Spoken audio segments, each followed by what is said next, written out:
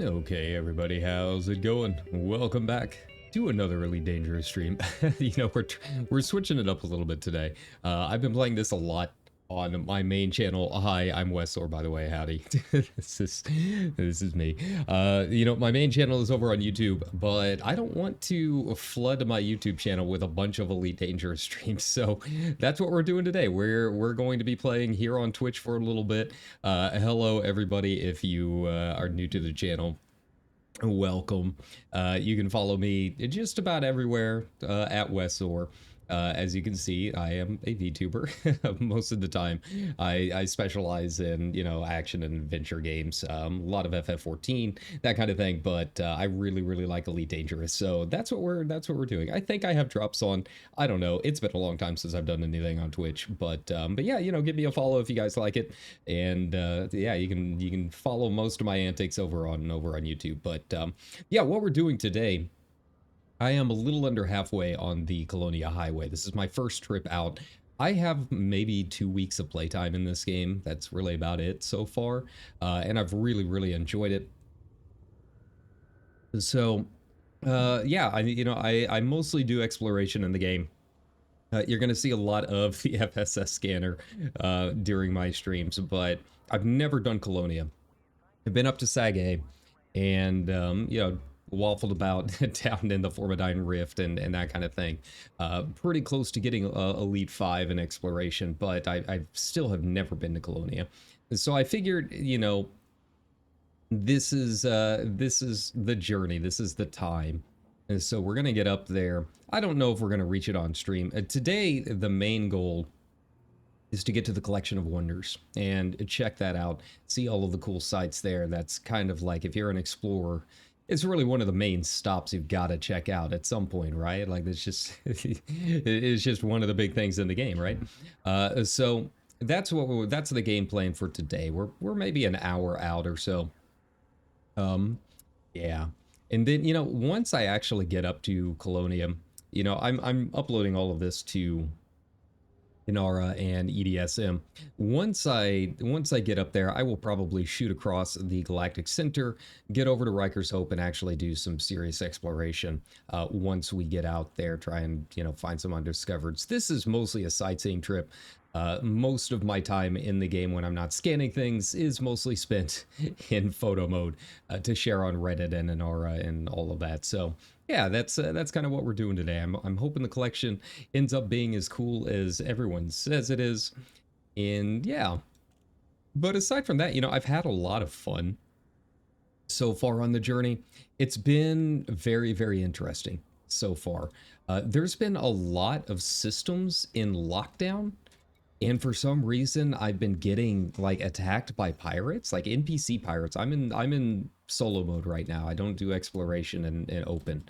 But yeah, it's been really weird. Like, I'm used to them firing like a shot across the bow or whatever, whenever they interdict me, just to get me to slow down so they can scan. But I've had a few that have actually like gone all out and taken my shields down and that kind of thing. It's like, I don't even have a cargo hold on my Anaconda right now, so I don't know what's up with it. It could be a bug, it could be something to do with lockdown status. Yeah, it's been kind of wild at points. So far I haven't died or anything like that. I've had a couple close calls, but yeah, I really don't know what's going on with it. I've never seen lockdown status before, so I don't know if it has anything to do with that. Like, there's definitely a lot of like pirate nodes, pirate signals out and about in these systems.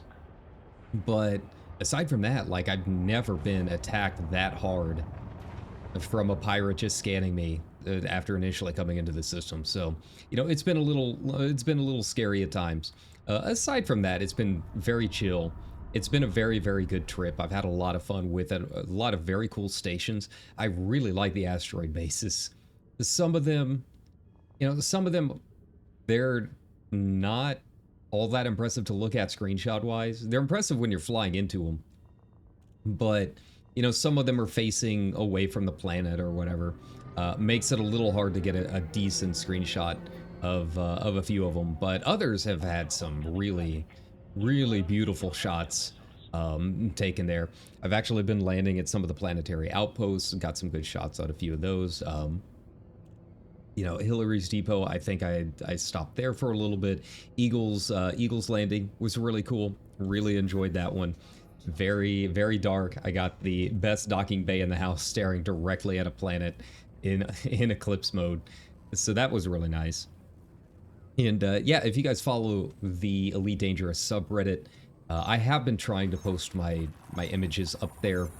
Inara, I'm basically taking the best of the best for Inara just because of the way it works. You know, you can really only upload one at a time, otherwise it overrides your last ones in terms of their page feed. And you know, it's all about it's all about the numbers, right? Like that's you want to get on that popular page. I mean, I guess I don't get anything from it, I don't think, but you know, it makes me feel good as a photographer, right?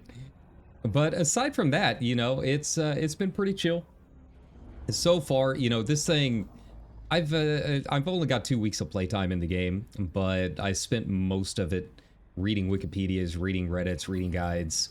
So this thing's it's pretty decked out at this point. I'm not super concerned about being able to get anywhere. There's a few small tweaks I can really kind of work on, but I'm not really concerned with it at the moment. You know, the big thing is we do have the update coming on Monday.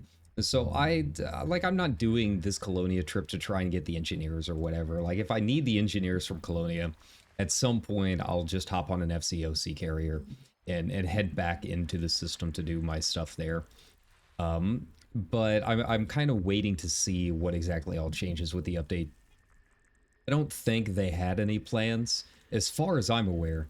I don't think they had any plans for engineering, but it's like 30 gigs, which is pretty big. Like I might be new to the game, but I'm not new to video games. 30 gigs for a patch that's pretty gigantic. So we'll just have to wait and see. Obviously we've got, you know, some new ships on the way, that kind of thing. So one of the main reasons I'm doing this trip is because I don't know how long I'm going to be out here. You know, if I do end up swinging up through Rikers and maybe going up to Beagle Point, it could be a few weeks before I actually get back to the bubble. So I wanted to go ahead and get some of this stuff done now while I can. And, you know, have some fun out here. Once I get back to the bubble, there's really no clue on when I'm actually going to be back in the bubble, right? And so I've been trying to do everything that I can to get that exploration data turned in, boost up my coffers. That way the next time I'm in the bubble, I can get the rest of the stuff done that I want to get done before I yeet myself back into the black. So, you know, just it's a lot of errands, it's a lot of just you know, going down the checklist, trying to make sure that I'm all set.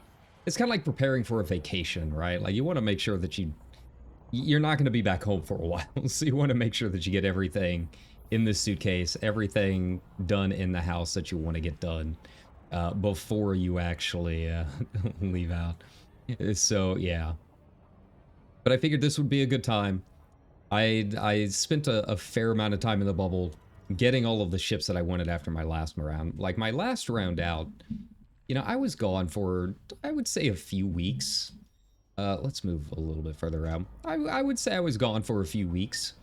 Went up through Hawking's Gap and just kind of made my way lazily around towards the center. I found a couple good systems with a lot of black holes and stuff. Like, at this point, black holes don't scare me. I've seen so many of them that it's really not even an issue. But, yeah, you know, made a fair amount of money. Hit my first billion and then immediately spent most of it buying all of the ships that I wanted, getting back to the bubble, doing the old rep grinds, that kind of thing. So, you know, I'm pretty good. I still have my cutter that I need to actually put some gear into. I was getting a little low on funds, and the cutter's not a super huge priority. It'll probably end up being a hauler once I actually get everything done. But, you know, I bought a Corvette, decked that thing out with as much engineering as I felt comfortable doing at the time. And, yeah. Got my Fertile Lance. That one's pretty decked out at this point. So yeah, we're pretty good. I really like the Clipper. I bought a Clipper because they're just beautiful ships, and I've been trying to use that occasionally as a as just kind of like a short hopper. Like anything less than, I would say, probably 10,000 light years from the bubble. I've been using my Clipper. It doesn't have quite the range. I think right now it's set at like 55 light years, which is definitely respectable. You can do some good exploration with it. But it's not quite the Anaconda. So yeah, I've been using my Clipper. I've been trying to find maybe a few trips to use that with because I really do like the look of it. And I'd like to get some good screenshots with it. But nothing's really speaking to me quite yet. So we'll just have to wait and see again on what the update on Monday is going to bring. I imagine it's going to be mostly like Thargoid stuff, which I really don't care about the Thargoids at all. I'm glad that they're basically confirmed that they're kind of ending that whole thing.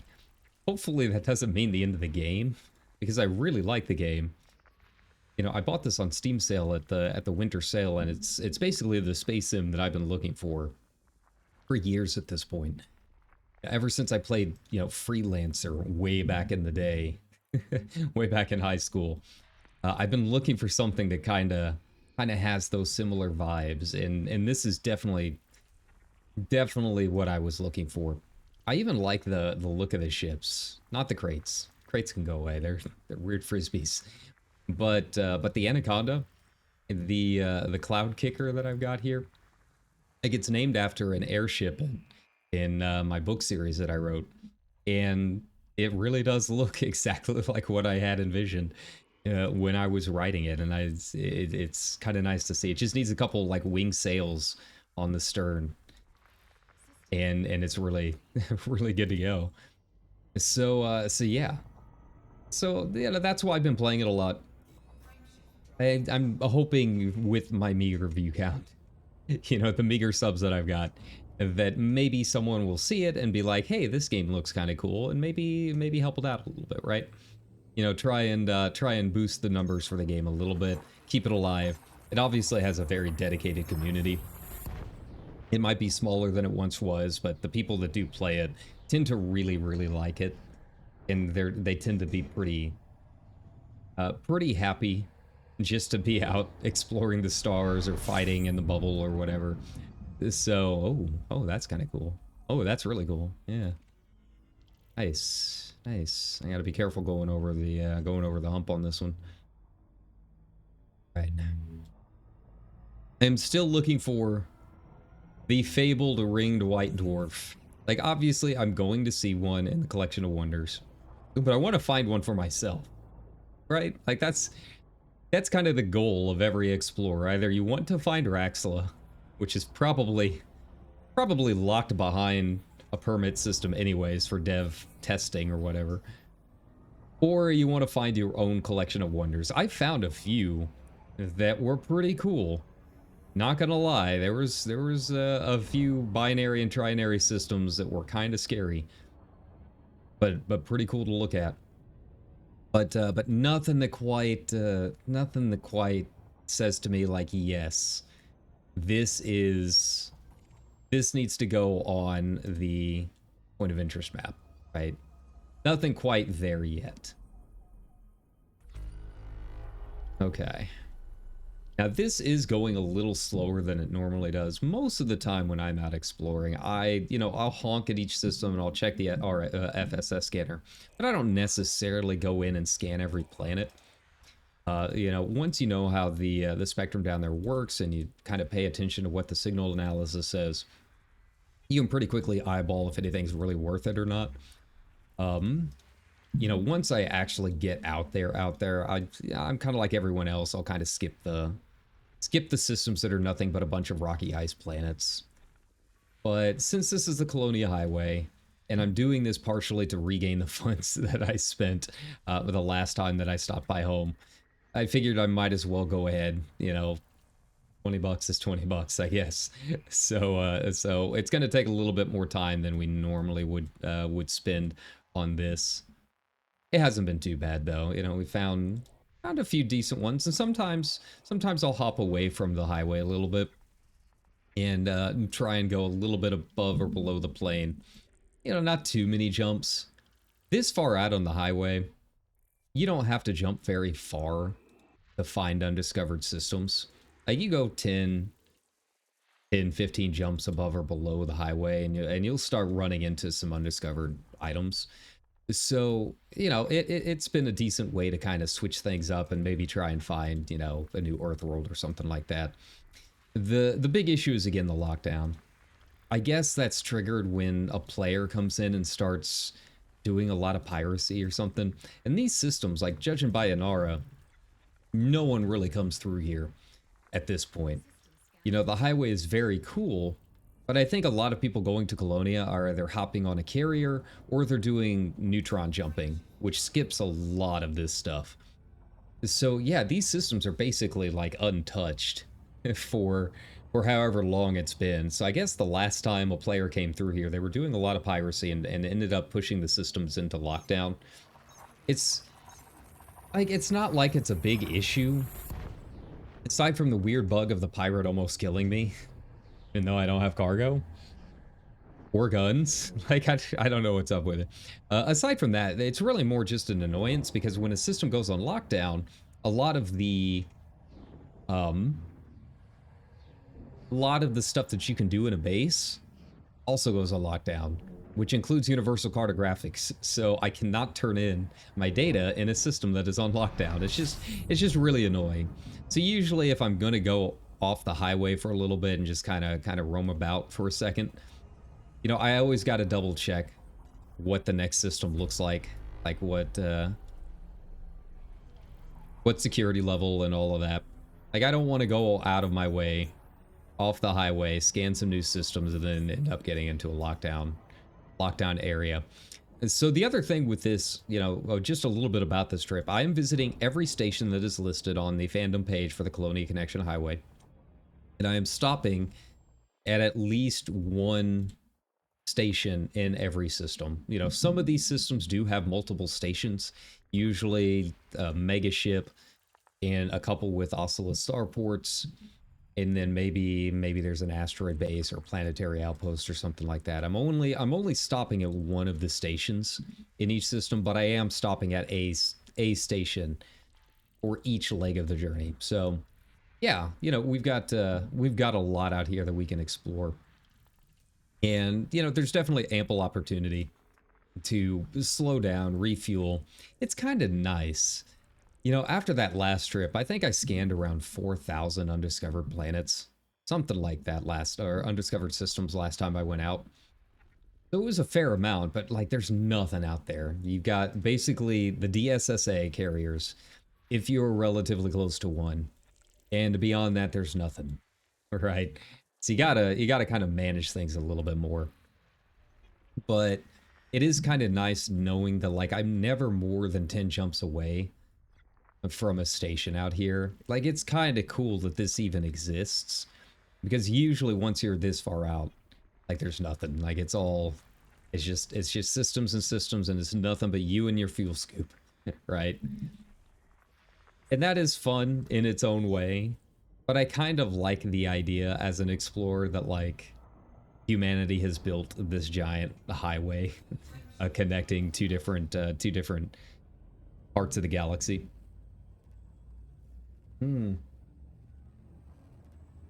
All right. Thankfully, I haven't had too many issues. I mean, at this point, this thing jumps so hard that I don't think I would really have any fueling issues. But I know there were a couple of areas along the highway where you kind of have to be careful if you're in a smaller ship, because you do end up in some like dwarf fields. They're not as big as some of the other ones that are a little bit outside the bubble, but you know, they can be a little bit scary. But I think the most that I have seen at any given time is like maybe 3 jumps in a row without a fuel star. Everything else has really been not too bad. Okay. You know, since I did a little bit of engineering last time, I stopped by home. I've had to kind of kind of watch things a little bit more. You know, I've got I think a stripped down power distributor and power plant. So it runs a little hotter. It doesn't seem like it's having any issues with the fuel scoop, but you know, little things like that. All right. And then, yeah, once we get through this sector, the Flyaday sector, or however it's pronounced, we'll be in Scouty, I think. And that's where I gotta kind of take a look. The Collection of Wonders is not an actual stop on the Colonia Highway. It's like a little bit off the path. You know, it's a little jump over. It's not a huge deal. You're not gonna have to go way out of the way for it. But it's not like an actual named system with starports and that kind of thing. I'm sure there's going to be a lot of fleet carriers and stuff in there where we can stop at to refuel or whatever. Yeah, I gotta see. Like Scouty, I think there's 4 stops along Scouty, along the highway, and I don't know which of the ships is closest to the Collection of Wonders. So we'll have to kind of play it by ear, but you know, we're making good time. Like I said, when we started the stream, it feels like it'll be about an hour out, right? Yeah, you know, I am excited for the update. I don't really know what all is going to be involved with it. This is the first time I've ever played on a patch for Elite, right? But given how long it seems since update 17, I feel like there's a lot of people where this is the first time they've ever played a patch on Elite Dangerous. So, you know, I am really curious what exactly is going to be involved with it. I really like the new Python. Like I really hate the look of the original Python. It's just a weird clump, right? A weird looking brick. But the Python Mark II looks really, really good, so I'm definitely going to pick it up. I just got to make sure that I've got, you know, I've got enough saved up so that it's not going to be too much of an issue. All right, so it doesn't look like it's going to let me scan the other things. So we'll start making our way over to wherever the mega ship is.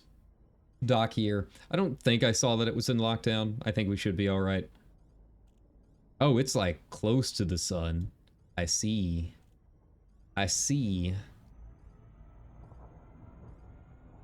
70 light seconds. All right. I see you. See what's going on here. Some of them have been kind of scary to dock at. There's been a lot that are like hidden behind planets and in the middle on the other side of belts and that kind of thing. Yeah, there's been a few moments, you know, where I've had to clinch up a little bit, right? But overall, it's been pretty chill. You know, if you're at the point where you're exploring the Colonia Highway, you probably know enough about flying around. Make sure not to yeet yourself into the middle of a star. But you know, if this is like your first trip, you know, just kind of be aware. There's some of these stations are kind of in weird positions. You gotta be a little careful. It is nice that almost all of them are next to a planet, so you basically get the free scan data. Like obviously all of this stuff has been explored at this point, but you know, that's an extra 50k or whatever you want to add to your credit bounty. So why not? Free money. I do have I think level 2 detailed surface scanner, which is nice. Like, it's at the point where I really don't have to worry about hitting the efficiency target. Even that little 22% boost or whatever it happens to be, it's real nice. It's really nice. It just makes it go faster. Like, I'm good enough at this point that I feel like I can do it without it on most of these planets. Maybe once you start getting up to like the 10 and 12 probe planets, it can be a little issue. But most of these I've already got down at this point. It's, you know, just reflex. All right. Thankfully, this one's right next to it. I'd like to see them fix a few small bugs. You know, the planet's not going back into their normal look mode after you've done a scan of it is kind of weird. Like, you have to switch over to combat mode. Otherwise, it just still has the scanning grid. Like, I don't know why it does that. I feel like that should be an easy fix. Like, once it's scanned, it's scanned. Just let me get my screenshots, right? Aside from that, like, I haven't noticed anything particularly, like, out there. There's a little jank. I haven't noticed, like, any game crashing bugs or anything that's, like, really hindering my enjoyment so far. At least for what I'm doing. I am really curious what the power play updates are going to be like. That's still a ways off. I think that's update 19 is what they said.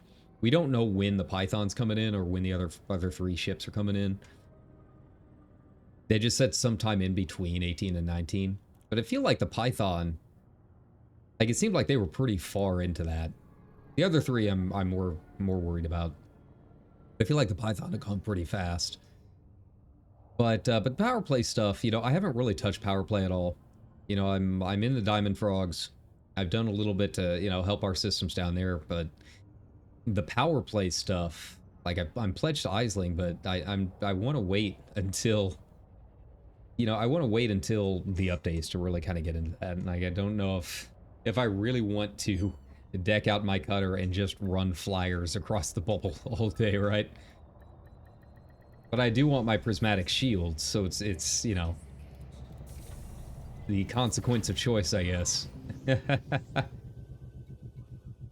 Oh, so we are on lockdown here. Okay, well, repair my paint and all that.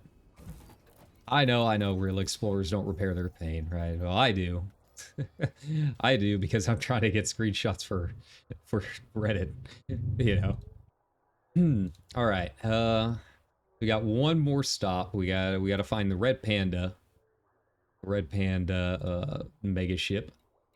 Then we will be essentially in the right sector. Should be getting pretty close. I have the Collection of Wonders bookmarked, so we'll be able to see it here pretty soon. Where exactly it is at. Oh, put this in. All right, is this on lockdown? No, this is civil unrest. So whoever was pushing all of this stuff, killing, you know, Fed agents or whatever, I guess just decided to skip a couple of them. Okay, so it'll be on the tail end. I think it'll be on the other side once we get a little bit closer. But I jumped so far each of these that it's really not an issue. But yeah, I don't know what was going on. I don't know why someone would decide to do this along the entire Colonia Highway and just annoy other players.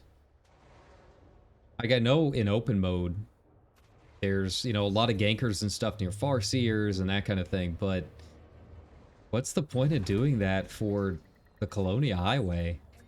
Like, I'm probably the only person in quite some time that has visited every stop along the highway, so it's like, are they doing it specifically to annoy me? Like, what's going on?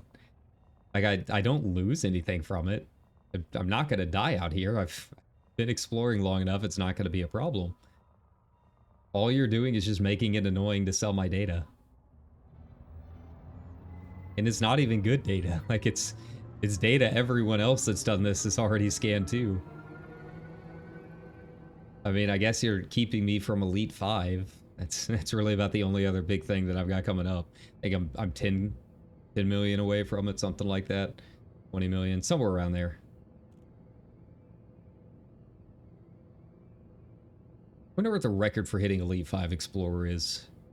I'm at 15 days and like 4 hours or something like that.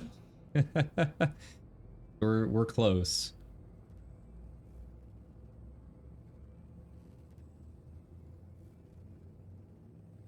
All right.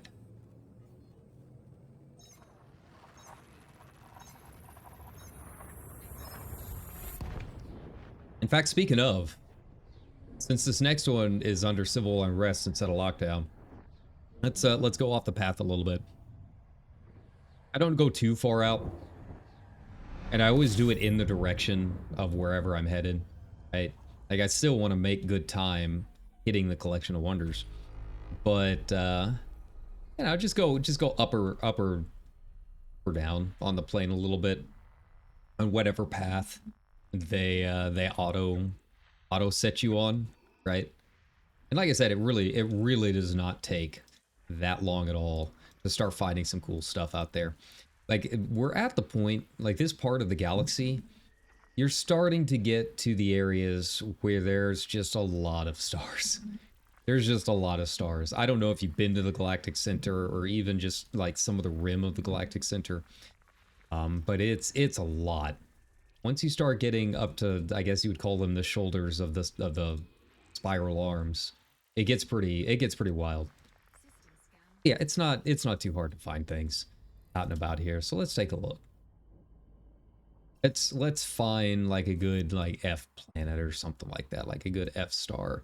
Maybe like halfway down here. Like there's enough here. You're really not gonna have to worry too much, right? F0's a bit much. Here we go, an F7. Well, no, because that's a little bit further back. F6, a little hot. Hey, there we go, F8. Let's give that one a look. Let's see where that one takes us, shall we? And yeah, you know, it's still along the way. It might add like one jump to what we've been doing, but that's not really too much of an issue. Yeah, just and then the other thing is like all of these jumps along the way, there's also the possibility that they are also unexplored, especially now that we're in a pretty dense cluster, right? You know, the Eagle Nebula was really cool. Visiting the stellar nursery there, just the brick of white stars. That was kind of cool to see. I was not expecting that until I, took a look at the galaxy map and plotted the course to the mega ships out there. And then like that detention colony is like right next to it. You look at the map and you're like, what's going on here? I guess it's something that they imported like directly from scientific data, which is kind of cool. Like they don't know what the actual distances between the stars are because, telescope has no depth perception essentially. So yeah, they just imported what they knew and put it directly into the game instead of using the Stellar Forge to proc and all of that stuff. They're like, yeah, this is like an actual thing. So let's just import this game data and like directly into the game data. So I think that was pretty cool. It was nice. I didn't visit like all of the stars in this in the Pillars of Creation. That's a lot of stars. I think it's like 50 something or around there. Like it really is just a big cluster. But I visited one or two, tried to get some good screenshots since the sky looks pretty cool there. All very like purpley. All right. Yeah, as we're getting further and further in, we're going to start seeing the stars really pop out a lot more, which is kind of nice. The only thing that I don't like as you start getting close to the galactic center from our last trip out is it all turns yellow. Like everything is so yellow everywhere. Like in FF14 trying to do P3S and it's just like orange, like eye-searingly orange everywhere. It's kind of like that once you start getting close to Sag. It's just yellow everywhere. Not exactly the prettiest to look at. You get a lot of stars. You got a lot of light out there, which is kind of nice. But it's kind of painful. Right. Got some stuff here. Okay. These are all high metal content. Might not be a bad idea to look and see if any of them are terraformable. Yeah, like as you can see, like these are all unscanned. Who knows? Maybe we'll find Araxla out here. Seems like it's a little far away from where you would expect it to be, but who knows? All right, where's this last one at? All right, it's probably off the beaten path. There we go. Need these terraformable, or should I just move on? Let's see. Oh, if these are going to be like 300k away, I'm not dealing with that. It's not worth $1 million that I'll get from it. Okay. You know, 5,800's not bad. That's doable. We can do that. But first, I do need to fuel up a bit. So let's do this first. Get down in there. I think I max out at 1250. So it's really fast. It's a really fast scoop. You know, before I knew what I was doing, I bought the DBX. And I really enjoyed it, but I didn't know exactly how hardpoint placement worked. So like I had bought a grade lower of fuel scoop than I really should have had on the DBX, and it took forever. I mean forever to fill that thing up. There's I think I got a 3A fuel scoop on it. I didn't realize I should always put the fuel scoop in the highest slot. So I have since remedied that. I don't use the DBX all that much. It's fun to fly, I guess, but at this point it's mostly just like a mining and material gatherer. Just trying to get all of that stuff done. It's so many materials. So many materials. It's really... You know, I know some people really hate the engineer grind, and some people really don't mind the engineer grind. I don't mind the concept of the engineer grind. Like, I don't mind the fact that, yeah, you have to grind up engineers and unlock rep and that kind of thing. Like, it's an MMO. Like, that's nothing compared to some of the stuff that I used to do in WoW, right? Come back after you finished archaeology, and then we can talk about what a grind is. But it is very, very weird that the remote workshop does not give you rep. Like, I don't mind having to go to the engineer's planet once to pin the blueprint and kind of force myself to visit, you know, new systems and that kind of thing. Like, hey, I get it. But why does the remote workshop not give me rep? Why do I need to be at the planet to gain that rep? Like, it's so weird. So it's like you really have to plan how many levels of rep you're going to get from that trip, and make sure you've got the materials and all of that ready. So far, that has really been the only major annoyance that I've had. Like, for the Annie, it's not a big deal. Like, this ship jumps 71 light years a jump. I can cross the entire bubble in like 4 trips, 4 hops. The problem is, like, whenever I was trying to deck out my Corvette, yeah, that sucked. That really sucked. That was awful. The Corvette only has, I think the way that I've got it loaded out right now, it's got maybe 17.8 light years a jump. So trying to haul that slow thing across the entire bubble just to get a couple extra ranks for an engineer, like, that was dumb. That was incredibly, incredibly dumb.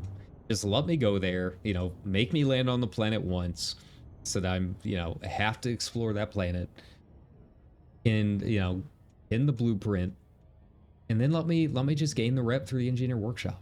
I really, truly do not understand that. Aside from that, I don't mind the engineers. I don't mind how they're unlocked. I don't mind that, you know, you have to do a few things. It is kind of weird how they decide what you need to do to unlock it. Like, the lady that unlocks through delivering a bunch of mining ore, but I don't think she really gives you anything that really helps with mining. Like, it's very weird sometimes. Thankfully, I ended up having the bug where some of them just, like, came unlocked anyways. I didn't even have to finish a lot of this stuff. Like, I think the only one that I've actually had to farm a little bit for was Marco Quint. I had to get those 25 modular terminals. And I didn't realize that the quest that you get, the courier job you get to unlock his permit, puts you on a station that unlocks the quest with 25 modular terminals until I had already left. So, yeah, I ended up having to do that the slow way, traveling all over the place. Ended up doing a passage of all the things. I ended up putting a passenger cabin in the Corvette and doing it that way. But you know, that passenger gave me like 13 terminals. He really wanted to visit some ice geysers, so you know what? That's cool. whatever works, I guess. But yeah, aside from that, I mean, overall, I haven't minded the engineers all that much. Not as much as other people. Like, I get it. It's an MMO. There's going to be a few things that are grindy. To me, I don't mind grinds. Like, I'm sitting out here, you know, traveling through upwards of thousands of systems at any given time, just trying to find a cool looking screenshot. Like, I don't mind spending a little bit of time trying to do things. As long as it's not time gated, I really don't mind. Like, that has been a breath of fresh air, is that it is a grind, yes, but it's a grind that I can just do. Like, I don't have to sit here waiting another week or two for something else to unlock so I can complete the next part of the grind. You know, I guess some of the power play stuff has that, but again, I'm not really worrying about that until we see what exactly is going to be involved with the updates and what this Monday's patch is going to bring and how things might be changing and that kind of thing. Like, I'm not super worried about it. As far as I'm aware, the power play stuff is the only time gated content that I've seen so far. Everything else is just straight up, hey, are you a VTuber who works part-time retail and has a lot of free time on your hands? Cool. Go ham. Have fun. And so it's been nice just getting in here, doing the content that I want to do and not having to worry about it at all, right? Right. 2. Nothing interesting. You know, it's kind of weird. I have not run into a whole lot of notable stellar phenomena, which is kind of surprising. The last time I went out, I started getting a few NSPs around the border of the Hawkins Gap, I think, as I was making my way up into the galaxy. And like, it wasn't a small amount. I was hitting like 2 or 3 systems in a row that would have some. Maybe not in a row, but fairly close together, you know? But on this trip, I really have not seen any. With this being like a dev created thing, like I'm sure the systems themselves were somewhat proc-gen. But you know, they had a CG and all of this to unlock the highway and get it built and all of that. And so I'm kind of surprised that they didn't add a few of those things in just, you know, for the sake of it. Just to make it look cool. They seem really... They really seem insistent on the Stellar Forge stuff. Like, I don't see them doing a whole lot of actual dev meddling in most of these areas, even when it's an area that was essentially created or targeted by the devs for some kind of update. It's a little weird. I would have expected them to do a little bit more in terms of like handcrafting a few of these things. Like there's 400 billion stars. You know, we've got plenty of Stellar Forge and proc-gen stuff to keep us occupied. You know, it would have been nice for them to add a little bit more of a personal touch, other than just adding some mega ships here and there, right? Some pirate nodes, I guess. But I mean, it's not that big of a deal. Again, you know, the NSPs are kind of cool, but I don't think there's a ton of variety on them for the most part. Like I've seen a lot of like weird star-looking clusters. I haven't had anything. I haven't seen the ones that like explode at you or anything like that yet. Hasn't been that wild. Nothing super crazy. But you know, it would be nice to see them as an option whenever I hop into a system. You know, something new to check out while I'm there. Fill up the old codex. Okay. So the Annie is definitely a little slow when it comes to turning in Super Cruise. I know a lot of people, like it's weird how many people hate the Anaconda. Like you know, it's one of my favorite ships in the game, but like every other day on Reddit you see someone asking about it and just a bunch of people saying it's overrated or it's, you know, it's an awful ship to fly, and it's like, I love it, man. Like, it feels like an actual boat. Like, if I'm out here exploring the stars, I don't want a little zippy thing. I want to see the prow in front. I want it to feel like I'm on the old HMS Endeavor, you know, cutting through ice.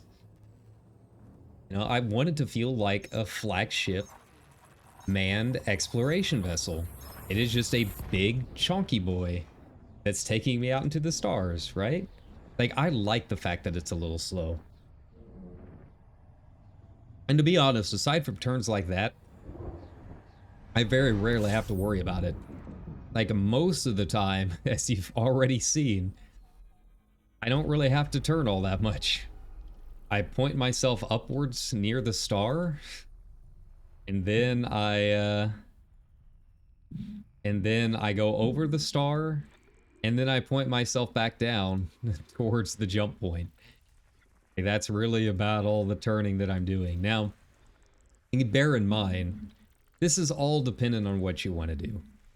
You know, I do not have Odyssey. I cannot do exobiology. It would be real nice making those billions of credits or whatever. But landing on planets is not really a big part of what I'm doing, right? If you do have Odyssey, or you do want to land on planets, I can definitely understand why people would not like it as much. It is a very large ship. It is kind of scary going into some of these, even just some of these planetary starports, out and about. Like, some of those can get kind of scary. But for the most part, I mean, most of what I'm doing is just like out here in space. So, you know, it's all dependent on what you want to do. But me personally, like, I don't understand the hate for the Anaconda. Like, it certainly looks better than a Crate Phantom. Crate Phantom is just a weird frisbee where someone was asked, hey, draw the Millennium Falcon from memory. And that's kind of what they came up with, right? Like, the shape of a Crate Phantom and the shape of a piece of gum stuck on the sidewalk that's been, you know, baked in for a few years, they're the same shape. Like, I'm sorry, the crates look awful. They're just weird discs. Like, this looks like a ship, and I like it, and I like having the prow. And, you know, the other thing is, like, again, a lot of people complain about the view. Like, if I see something cool, I'm not staying in cockpit view. I'm, like, immediately going out into photo mode and taking some pictures, right? And so, like, this view that I'm getting here, it looks cool while I'm traveling. But if I do find something really interesting, like, I'm not staying in this view to begin with. I'm switching it up. Okay. Oh, it just automatically completed it for me. I guess it was just on the other side of the planet, huh? Well, we got 2 water worlds here, so that's another couple million. Let's see. Any of the high metals terraformable? Doesn't look like it. Either of the terrestrials are either. That's a little different. Well, that's fine. 2 water worlds, even non-terraformable. Still going to be worth a fair amount of money. And they're fairly close, so let's go ahead. We're looking at 4 and 5. So yeah. But, you know, if you enjoy flying the Crate Phantom, don't listen to me. Like, that's the thing with this game, is like, you can kind of do whatever you want. And there's going to be a lot of people who are very insistent on giving you advice, but you don't really have to listen to them. Like, play what's fun for you.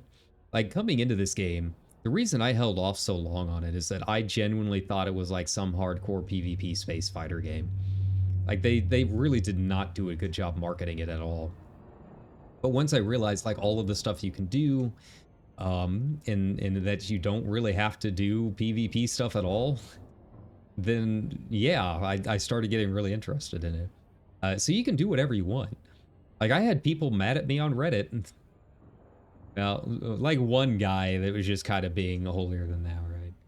That's the thing. If someone is giving you unsolicited advice, like, if you're just posting screenshots and someone comes in and starts going, well, actually, you're going too fast, 90% of the time, it's because they want to feel like the smartest person in the room. It's possible they genuinely want to help you out, but, like, if you didn't ask for advice and you're just, like, talking, then yeah, they're probably just wanting to be the smartest person in the room, right? But the thing is, with this game, like, it's like any other MMO, right? It's It's very big. There's a lot of systems. There's a lot of information. And because of that, there's a lot of Wikipedia pages. There's a lot of guides you can find. So it's always just kind of interesting that people would like come in and get mad at me that I had an anaconda after less than a week of playtime. And I'm just like, dude, I literally just Googled Elite Dangerous Exploration. Like before I even really started the game. And it just pops up with a billion different guides on how to explore, how to make money exploring. And sure enough, within like the first hour, once I'd learned the controls of the game, I was basically sending myself out into the black and making money. Like Google exists. It's not that hard, right?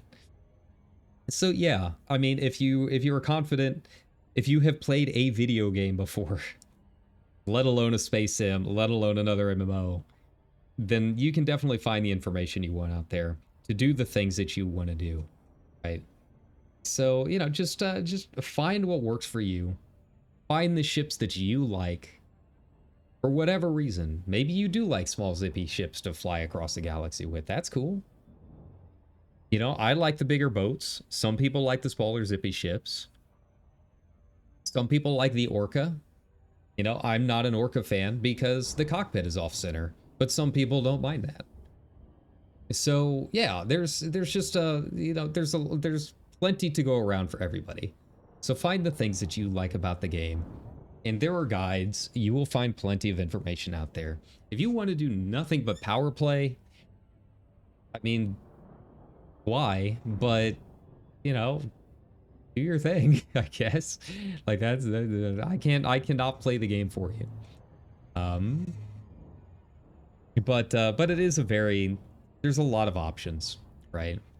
And this Annie was essentially one of the first ships that I bought, and I've had fun with it ever since. And I don't mind that it's slow. I love the skin. It looks exactly what I imagined the Cloud Kicker to always look like when I was riding it. So yeah, it's the ship that I've been looking for like the past 10 years. And I don't ever think I'll ever change it. You know, we'll have to wait and see what the new ships look like. If there's an Annie 2, wouldn't surprise me. I mean, it is one of the more popular ships, so I could definitely understand them making an Anaconda Mark II, but I just hope they don't mess with the design too much, because I really like the design. But yeah, I don't for the long range exploration stuff, I don't think I will ever change it. Between the actual stats on it with the jump range and all of that, and just how it feels flying, how it looks, like I don't imagine I will change it. I would like maybe an Imperial medium. I really like the Imperial ships. If there was anything that was going to compete with the Cloud Kicker here in terms of like ships that I want to use all the time, it's probably the Imperial Cutter more than any other. Well, not the Cutter, the Clipper. I really do like how the Clipper flies. I love how it looks. It's got some good paint jobs for the kind of things that I want to do. So yeah, I wouldn't mind like a medium-sized Imperial ship. I think that would be kind of cool. I think it's probably something that the game is lacking right now that people have kind of been asking for. So yeah, a mid Imperial ship would be kind of nice. All right, here we go.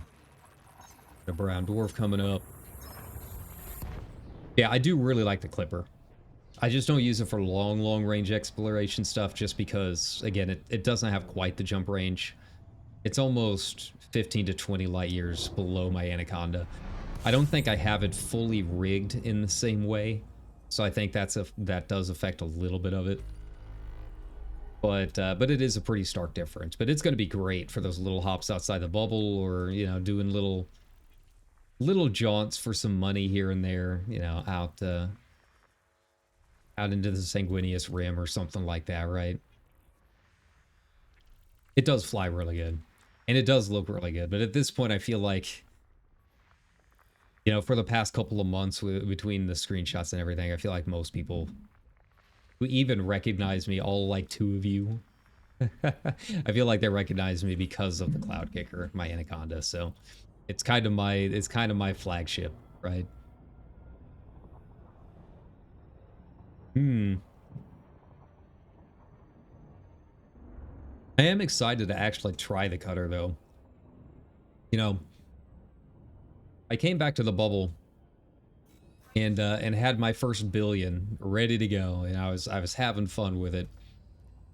But after grinding up the ranks, that's really what did it. I mean, the ships definitely cost a lot, but I spent a lot of money on those donation missions to grind up Federation and Imperial. I mean, a lot of money. So, yeah. So I went from like 1.2 billion to, I want to say around 350 million, which is still respectable. I've got more than enough for the rebuys on all of my ships. But it was not enough to really sit down there and, spend 100 million on a power plant and new frame shift drive and all of that stuff. It was, yeah. Decking those things out gets really expensive really fast if you're not careful. So that'll be for the next trip. I mean, I would like to learn hauling. I think that would be a lot of fun. I'd like to learn how to do some trade routes and maybe make some money that way. Ultimately the goal is eventually a fleet carrier. I think that's kind of the goal for everyone. Um, I know some people are like, well, once you have a fleet carrier, you don't have a whole lot else to do in the game, but I don't think that's true. With the exploration that I'm doing, it would just make it so much easier. I just point myself in a direction, and then, yeah, just get out there and spend a few weeks in, the other end of the galaxy. So, if I'm doing serious exploration, like I visit a lot of systems. I mean, a lot of systems. That's part of the reason why I'm not super disappointed that I don't have Odyssey yet. Like, I know I could make a lot more money doing the exobiology and all of that, but I feel like it would also slow me down, right? Like, for me, it's all about the screenshots and finding really cool points of interest. So, a big part of that, it's like trying to date on Tinder, right? People even still use Tinder. It's quantity over quality in a lot of cases. Like, you just got to keep swiping right. And it's kind of the same thing. It's kind of the same thing here. Like, you're just hitting as many systems as you can because you're trying to find the interesting locations. Otherwise, you're going to be out there for years trying to find everything that you want to find. So if I was doing exobiology, like, the time it would take me to land on a planet and get out and scan and all of that, like, yeah, it would make me a lot of money, but I'd lose a lot of time in trying to find interesting stellar features, right? So it's a bit of a trade-off. For right now, I'm happy with what I've got. I might get Odyssey if it goes on sale at some point in the near future again. Again, it'll depend a lot on what the update has. If the update has a lot of like Odyssey specific stuff, like, I don't know, I feel like that's kind of cheap. But, depending on what that stuff is, maybe give it a look. I know that it goes down like below 20 bucks when it's on sale every now and then. Like, I'm not opposed to getting it. It's just not high on my list, to be honest.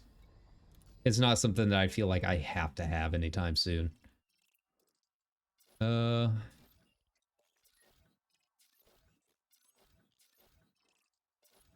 Man, nothing. A lot of ring planets though. All right, well, that's fine. You guys that like mining, there you go. You got options here. All right, I don't think I need to get it up to like full. Cool. But yeah, just a little bit of like errands and that kind of thing. A little housekeeping. So again, most of my content is over on YouTube. Like and subscribe. Obviously, like and subscribe here if you like. If you like the content. My Twitch channel has always been stuff that I just kind of want to guerrilla stream, or games that and games that I feel like don't really fit the main channel either because I've been playing them a lot lately, or they're just not the kind of content that I normally have over there. But I do hop over here occasionally. But yeah, you can hit me over up on the main channel. We've got a lot of stuff going on this week. some point I'm going to be doing another guitar stream. I don't know how that's gonna go. You know, it's always one of those things where I don't know until I get everything plugged in and see how annoyed I am at my cables. But we'll probably be doing some Elite Dangerous over there on Monday after the patch is up. And then, yeah, probably cooling it off from there. But I am going to be looking at some other games to play. Right now, you know, we're in the middle of playing every Final Fantasy mainline title. I don't have a PS5, so unfortunately I am not going to be able to play Rebirth for another probably 2 years. But I am on FF8, so that's probably like the big project we've got going on over there right now. But I'm also looking for some other games. You know, I recently finished Lies of P, and after that, I've just been kind of looking for the next big one. I'm thinking maybe trying Yakuza Like a Dragon. Not the new one. I haven't played the original yet, so I'm kind of thinking maybe that might be kind of fun. But yeah, you know, that's kind of where the housekeeping is just kind of letting you know what we're doing through the rest of the week. Most of the time I stream about, you know, if you're new to the channel, I try and stream 3 times a week. Again, I work retail. It's different every week. I've got a long weekend this weekend, so yeah, we'll be streaming pretty much every day until I think I work again on Wednesday. So there's that. And then yeah, it's a lot of RPGs, a lot of MMOs, that kind of thing. I kind of want to hop into FF14 because I haven't streamed that in a while, not since the patch. And, you know, do a little bit of Moggle Tomes, that kind of thing. That one's always just kind of a good hang out and chill kind of stream. I would like to try out Helldivers, but I can't afford Helldivers right now. And I don't have anyone to play with. I mostly do solo streams. I'm not opposed to collabs. If anyone wants to collab, by all means, hit me up. But I don't really know anyone that wants to play. I don't have any of my real life friends play a lot of the same games I do. I think my best friend in the whole world, he still plays a lot of like New World every now and then. I don't know how that's going, but yeah, that's kind of where we're at. All right. After this, we'll be in Scouty, and I'm real curious how this is going to go. I don't know how long it's going to take us. Oh, here we go.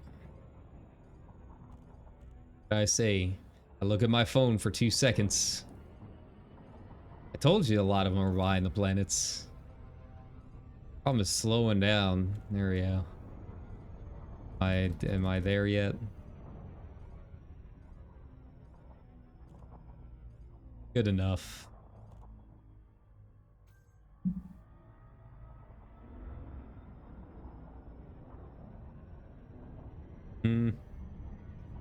All right. So yeah, I don't know how long it's going to take us to get there. We'll probably beeline. I'm not gonna go off the beaten path again like I did this last section. But you know, we got a little bit more money. That's important. But yeah, we are about ready to enter the sector that's got the Collection of Wonders. I don't know how far off the path it is. Like I said, we'll just have to kind of do one hop at a time, take a look at the galaxy map, see where it's at. I think it's pretty close to the last stop in Scouty. And then that's probably where we'll log off, but you know, I am going to be spending some time exploring all of that stuff with you guys, so well, let's look forward to it. I'm excited. You know, it's really one of the big things I think that really even got me into Elite, when I didn't know a whole lot about the game and I was just like doing a little research on it. I saw the Collection of Wonders pop up on like the subreddit or something. I was like, oh wow, that's cool. There's more to this game than I thought. So yeah, I feel like it's kind of a pilgrimage for any explorer out there. But you know, it's not the end. We've got to find our own stuff out there. I really want to find a white dwarf of my own with rings. I've been through so many black hole systems. I think the problem is I was only visiting black hole systems that have other stuff listed on the galaxy map. It's like, you know, you take a look and it shows you what stars are there, and it'll say like black hole DA4, you know, DA4 or whatever, white dwarf. And you really just kind of got to check everything, right? You gotta really kind of look, because a lot of that stuff does not pop up until it's actually been discovered. So, you know, you gotta put on the explorer hat, really jump in there and try and find some cool stuff. Yeah, that's kind of my goal right now, is to find my own ringed white dwarf. Preferably the largest rings we can possibly find. I don't think I'm gonna find a galactic record on anything, but it would be kind of cool, you know? We've only explored like 0.06% of the galaxy. Like, there's still records to be found. I think that'd be kind of nice. All right.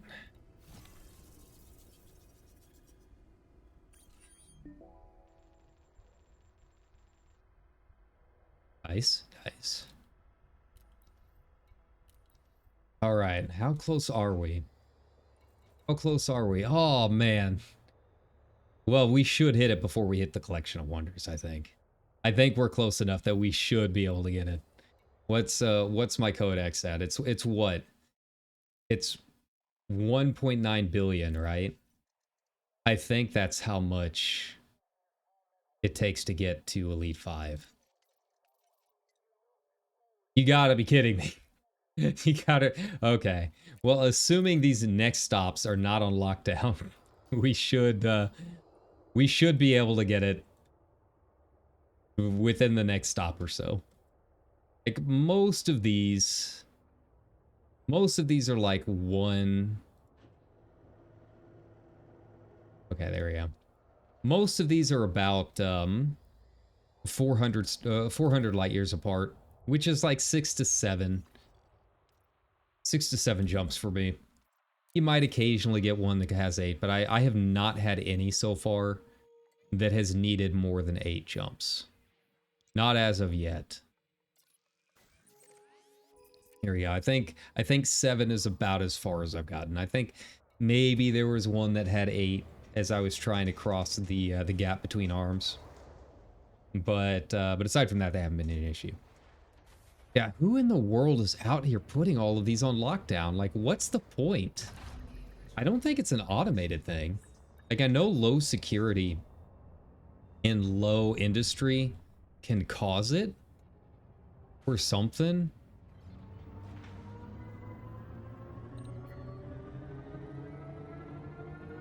Wait, did I accidentally bump the ship? I don't think I did. Oh well, it's cool. But I don't think it's something that happens automatically. Like, I think a player has to trigger it. So like, someone was literally going through here in a pirate ship for no apparent reason, just to annoy everyone, I guess. Well, you know, it's an MMO. I guess there's going to be trolls in every game, but I mean, what do you get out of that? Really?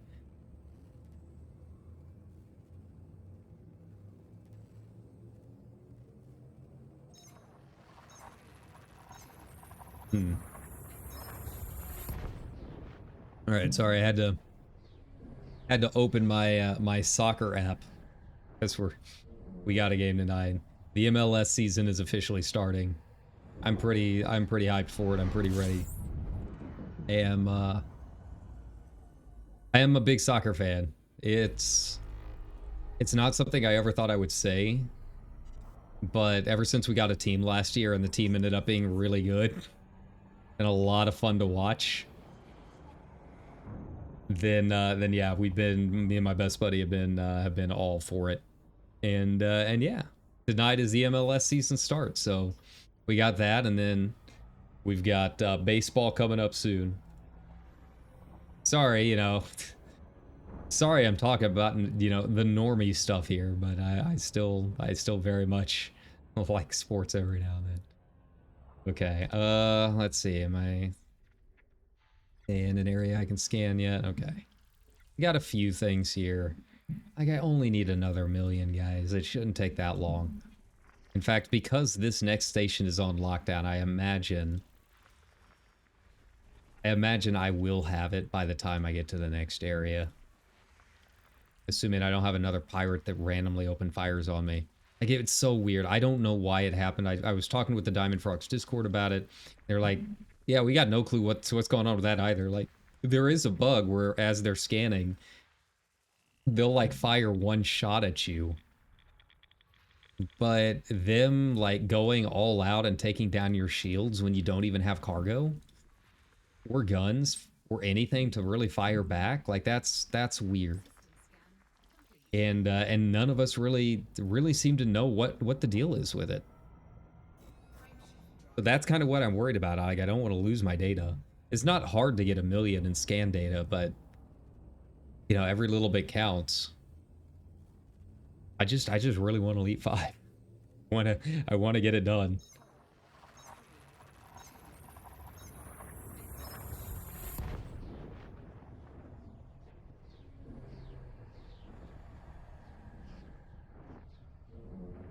Okay. Come on.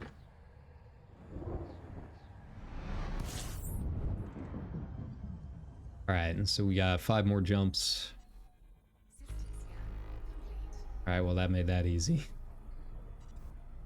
It is nice with this ship too that I don't really have to sit and wait for the fuel scoop.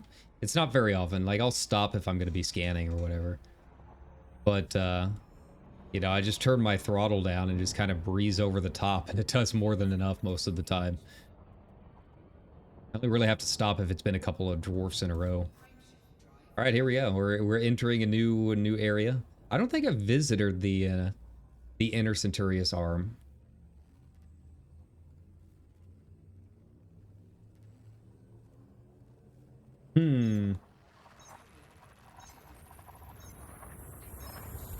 That's another good thing. Everything here should be fairly new. Maybe I visited. I did kind of do a straight shot back from Sag. I can't remember if I entered this clip or not. We'll find out. Let's see what the scan says. Okay, yeah, so most of it's new. Gotcha. That's good. Yeah, increase the codex a little bit. Got a T-type star somewhere over there. The T-types are always my scariest, the Tori, because they look pretty much exactly like a K-class yellow. And if I'm not really paying attention to what my next jump says, which definitely happens after a while, then, you know, I've had a couple close calls. Like, why is this not scooping? Oh, wait. Whoops. My bad. You know, scuff the paint a little bit.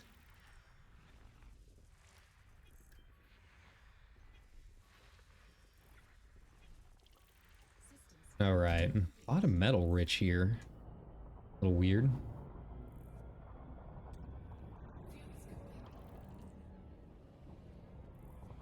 All right. I don't think it had anything worth scanning. It had all been discovered. If you're going to try getting a lot of money, you kind of got to go for the undiscovered.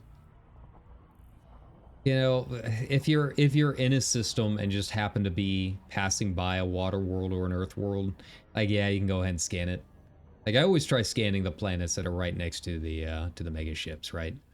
Like, there's really no reason not to in that case. But yeah, if it's already been discovered, it's kind of like, you know, I found it on the FSS. You get a little bit of money doing that. I'm fine. Let's just move on. We got places to be. You know, that's the downside to the mindset of doing 300 jumps at a time.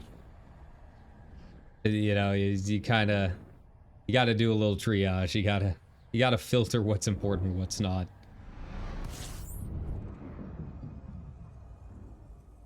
All right.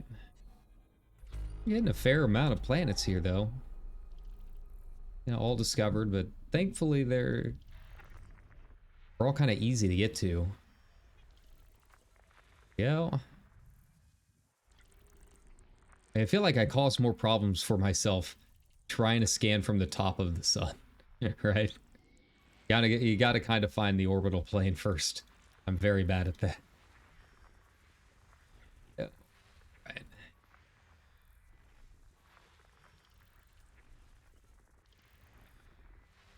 I don't mind the icy bodies all that much. Like, it's not a lot of money.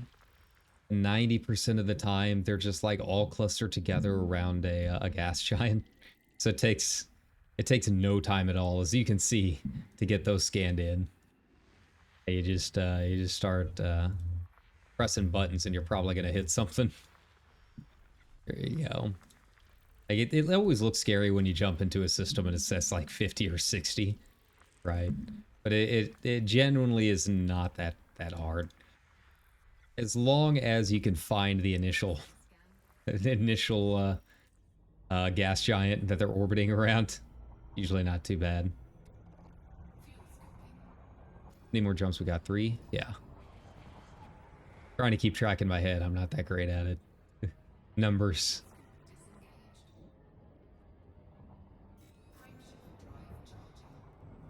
All right.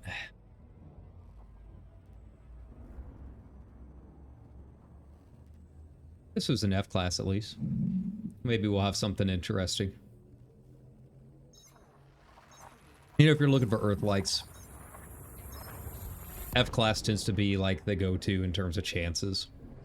It's all rolling dice. Like, there are a lot of different star types that can have the potential for an Earth like. Like, I've found them really under all sorts of different stars, but F class apparently has a higher probability. So F class 7 through 9 are typically what you want to go for. They're a little bit smaller.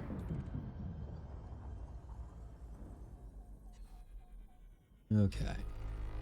Type star. Wow, I'm really kind of surprised that I have not been in this galactic region before. Genuinely thought that I stopped by here last time. And I'm not gonna complain. It's more stuff for the codex, but no. Of course, you can check the travel logs and all of that on EDSM. It's just under Westshore. You can see where I've been, where my general path is going. There you go. To be honest, I usually don't even know where I'm going at any given time. I literally just point myself somewhere and start going in that direction. You know, I really try finding good spots with like pockets of black holes, and there have been a few good ones out there. So, you know, that's usually where you'll find me. But once I find my my white dwarf, then who knows after that? You know, after that it'll just be kind of exploring wherever. Really no direction in mind. Like the galaxy is so big that you really can kind of go anywhere you want, and you're probably going to find plenty of stuff that's undiscovered. And the thing with exploration is there's really no way to predict it. Like, yeah, if you're looking for money, you can do the whole F star thing to try and find Earth-like worlds, give yourself a little bit better chance. But if you're just looking for screenshots and stuff, like, really any system is the same as the next. There's genuinely no way to kind of predict what you're going to be getting, and you just got to roll with it as best as possible and start jumping.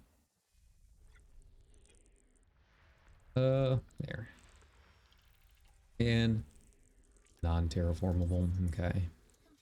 I don't think we had any terraformables here. It's not even that big of a deal since I can't even turn it in this next system, but I mean, I might as well check just in case. Yeah. All right, that's cool. That's fine. All right, what do we got? Another F star next.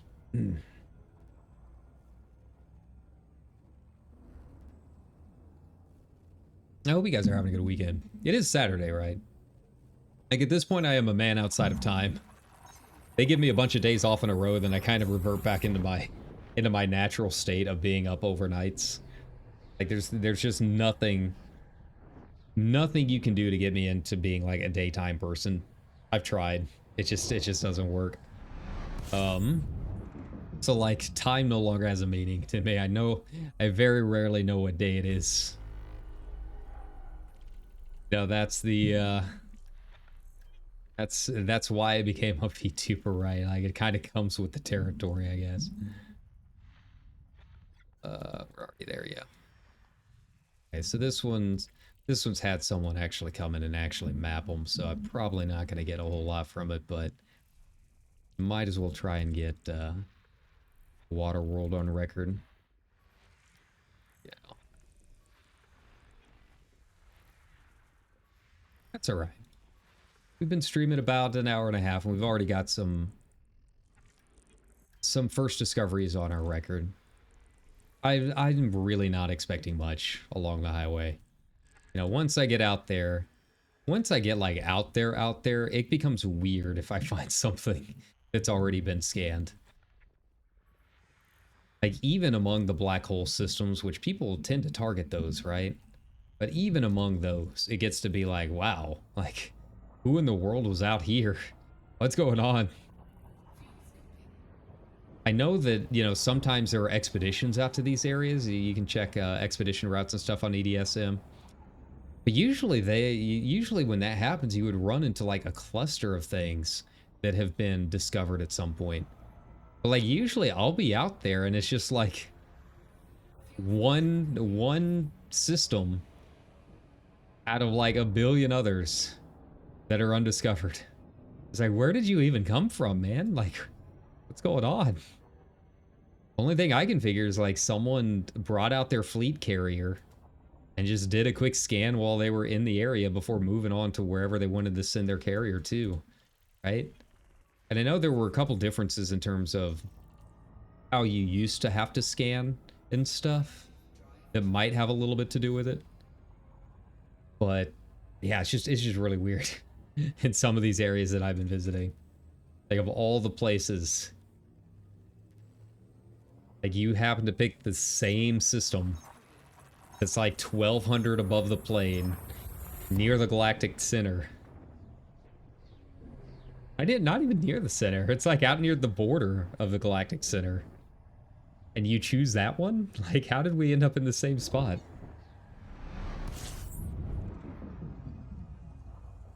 All right, what do we got here? 22. Looks like most of these are going to be probably discovered, but I want to go ahead and get the cash. There we go. When I'm this close to Elite 5, like, yeah, I'm gonna scan everything. Like, we're at the point where I kind of want to just be at the Collection of Wonders already.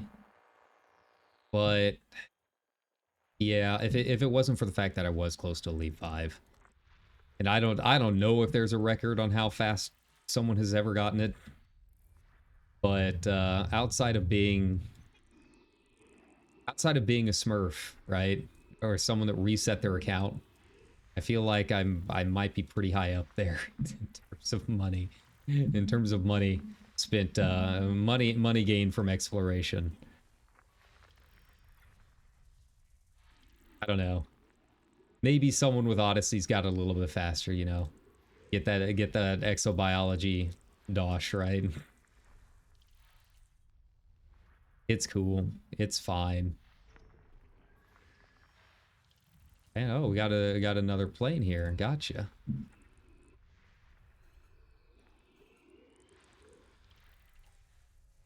Right. Plus, you know, codex stuff. I don't think the codex really gives you anything.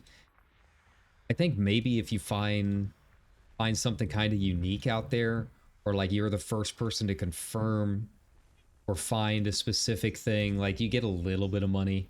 I've gotten some money from codex turn-ins at the administrator offices before, but it was not a lot. It wasn't really enough to like go out of my way to do it, right?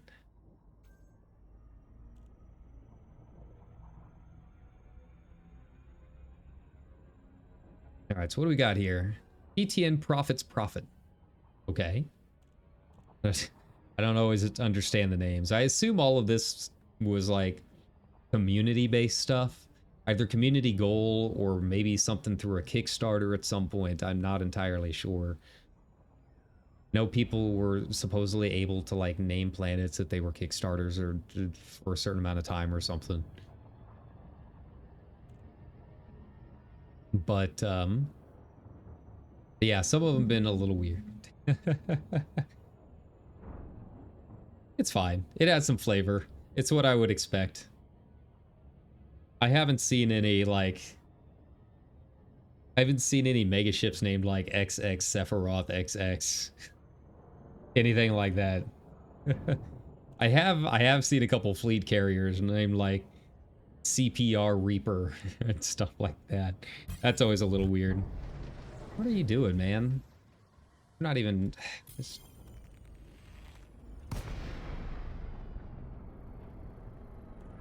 what is going on? I got nothing in my hold. Literally nothing.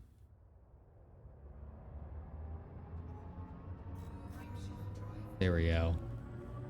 Leave me alone. Just, if it wasn't for the fact that I'm trying to actually get some money from this trip and replenish my stocks, it definitely would have taken one of those asteroid bases that are out here and just shuttled out my Corvette and done part of these stretches with my vet. Those are always fun to get interdicted with. But yeah, you can scan me, and you know, you put them in your view. You see the little Viper or whatever trying to scan you about your cargo hold. And then you just deploy 7 just giant fuck off hardpoints. And it's a lot of fun. You know, most of what I use my vet for is high res. Just, you know, a little bounty hunting, trying to get a little bit of money. I've done a couple like low CZs in a few systems here and there, but it's not like a major part of it. It's mostly just bounty hunting. And it really has not had any issues. I might start moving up in terms of like threat level that I can handle.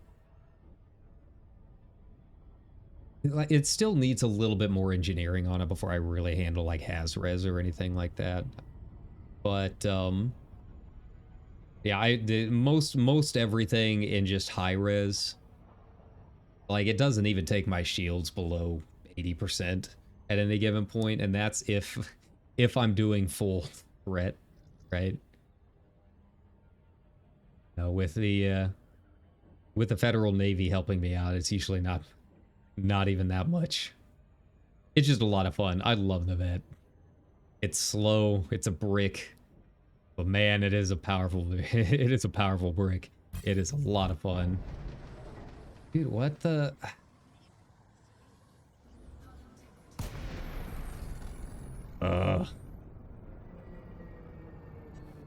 This guy.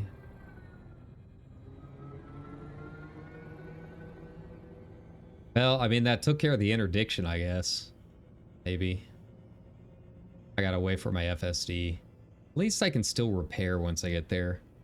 Like, why am I getting interdicted so much? I have nothing. It's just, it's really annoying. And that's the thing, is it's like, it's not a threat. Like, it's very, very rare, and usually the result of a bug, that anything would ever actually kill me from being interdicted. But like, dude, I'm just exploring. Like, what's the deal? It's incredibly annoying. Especially when I'm this close to the port, right? Like, it's less than 3 million away. Like, just let me get there, man. There we go.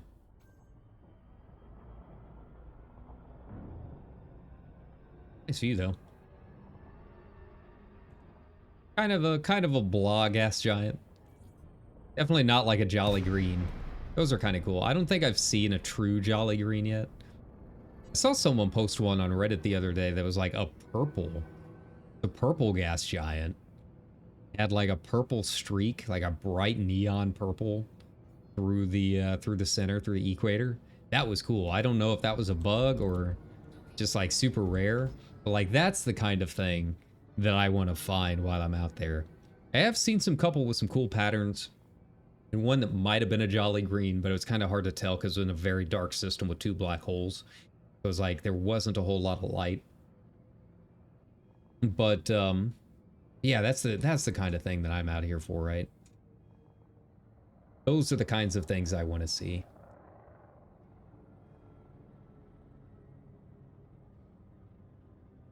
Man, this lockdown stuff sucks. I don't know who did this, but God, I hope they're an open, and I hope someone takes them down. Please. I don't know if there's a way to search that or not, but it's just really annoying. It's just incredibly, incredibly annoying.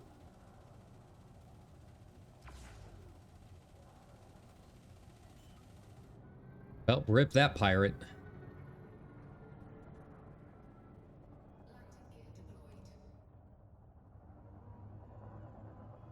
It's like there's no one out here. There's no one. There's no one out here. There's really no point to putting all of these in lockdown other than to troll the people taking the highway. Like, that is literally it. The only reason to do it is because you want to be an asshole. It's really about it. Like, you're not doing anything that threatens me. Like, none of this stuff is gonna kill me. I just can't turn in my stuff.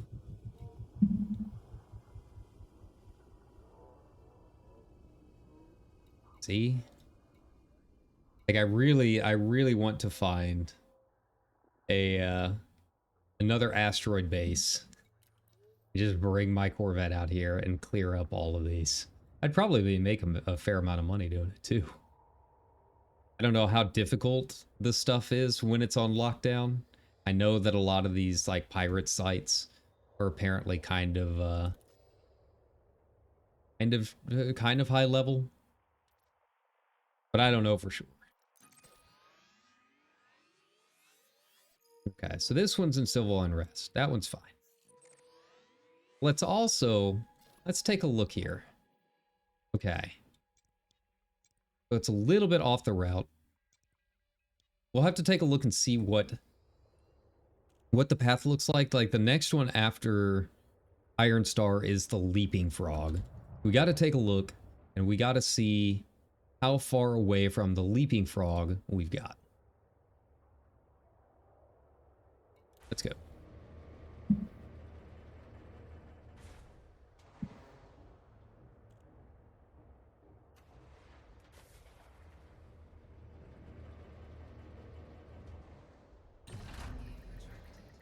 Nice.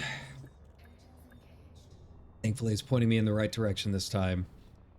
You can a hyperspace jump through rings like this. You just got to make sure that you're not like super close to them, right?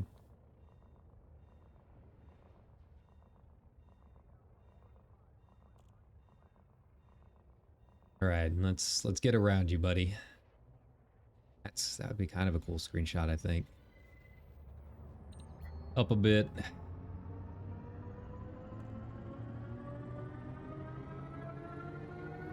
We're gonna give it a shot. This could end badly. We'll find out.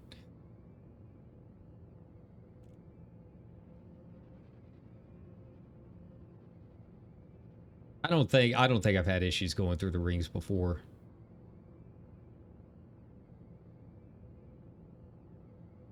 At least whenever I'm jumping from out of Super Cruise like this. If I was in Super Cruise, I would absolutely be hitting it.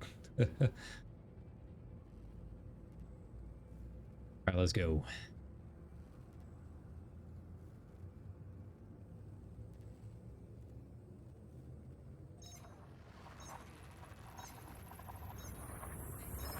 Yeah, see? Not a problem. Not an issue. We're fine. It's cool. But hopefully this means we will be at the point where I should be able to hit Elite 5. So let's hope. We should be getting very, very close. I feel like it was 1.9 billion. Know that I can, like, look it up or whatever. I think the fandom page or whatever has it listed. That's cool. 17. You know, there's a lot of people here that, like, are actual space nerds. Some of them probably even work for NASA. So, like, when they do the scanning, they actually, like, look at the actual atmospheric pressure and all of that stuff. I don't know what any of it all means. So you know, we just breeze through it on our channel. There are some good channels out there if you are interested in like the actual science behind a lot of it. Yeah, there's quite a few really good channels to go check out that have that available and kind of go into the science of it, because the Stellar Forge, you know, the generation system that they built for this game, it really does follow the science pretty closely. I mean, as close as a video game probably could. So yeah, it's, you know, it's interesting to listen to every now and then. You learn something a little bit new. Usually when someone posts something particularly interesting on Reddit in a screenshot or something like that, usually at least one person will come in and kind of explain the science behind it. So there was like the Dark Star, which was, you know, a wolf rayet with like no temperature. So it's completely black. Like, yeah, this is a bug, but this is how the science would actually work, right? For a black star.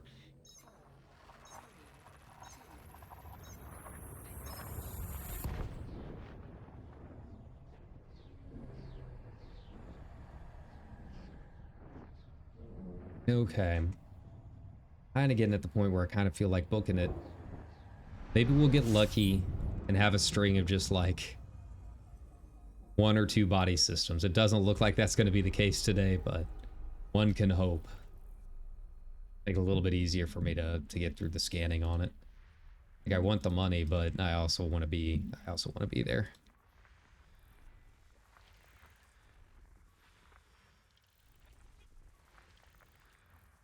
Okay.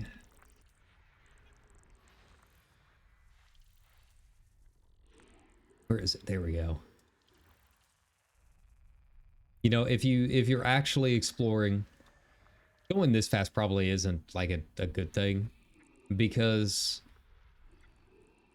you know, the preview image that pops up is really one of the first ways you can kind of tell if something is worth going out and checking out if you're trying to get screenshots and stuff. Like, that's how you'd probably find your Jolly Green Giants and stuff. Out here, I'm not super concerned, just because, again, it's already all been explored. But, you know, if you were doing this on your own, going this fast is probably not recommended. Now, if you're just looking for money, yeah, go ham. But if you are trying to find like interesting points of interest and that kind of stuff, you know, take a second to kind of look at the preview images as they pop up. Kind of depends on whether or not you can really see anything of note from this page. Like the initial FSS scanner, once you get used to it, you can kind of gauge like how close bodies are to each other and, you know, things like that. So if you're like, oh man, you know, these two are really close to each other, you know, things like that. You kind of get a feel for it. You're not always right. I'm still pretty bad about judging distances. Not in the FSS scanner, but in like the actual game mode. Like, you would think, oh, 1 light second from each other would be really close, and like relatively space-wise it is, but screenshot-wise it's really not. Usually things that are one light second, 2 light seconds away from each other are still far enough that like you probably won't get anything super interesting in terms of like point of interest wise or screenshot wise, right? Even the few times that I've run across like binary neutron stars or binary white dwarfs next to a black hole, even when they're that close, like, it turns out that the light doesn't bend the same way for those kind of stars as it does for everything else once you get into the black hole's like lensing field. Like, it's kind of disappointing, right? Like, I was hoping that I would see like the black hole eating the tail of of some of these dwarves, but no luck. There was that one video that someone posted on Reddit the other day of one that was kind of like that, and you had to get it from a certain angle, but it was kind of cool watching the black hole kind of like spinning up the tail of a dwarf. But that's really the only one I've seen, and I've seen some that have gotten really close to each other. I mean, really close. So, yeah. And who knows? Maybe the update will include some graphical updates like that. Maybe they finally got accretion disks to work. Who knows? That would be kind of cool. I'd have to revisit a lot of sites. But yeah. That's why, again, that's why I'm kind of holding off on a lot of this stuff, is with it being 30 gigs. Like, I'm sure there's a lot of stuff that might be, like,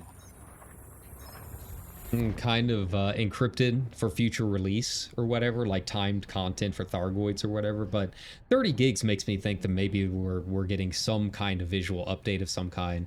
I'm sure VR is going to be getting some stuff. I don't have a VR kit, so I don't really know what all's involved with that. But 30 gigs almost always means something visual related, right? Like that's as big as some entire expansions for some MMOs. It really is. So I don't know what's up. We'll find out. Again, since this is my first ever patch for this game. Oh, so that was discovered, but it wasn't mapped. Interesting.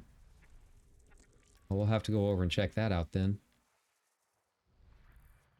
Since this is my first ever like major patch, like I don't know what all's involved in terms of like when they release the patch notes or anything. I've heard that they don't do it until like the servers are down. So it's kind of similar to FF14. Like you don't get the final notes until the servers are down and the patch is in process of going out.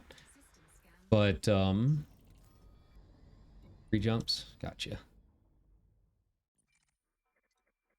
What do we got here?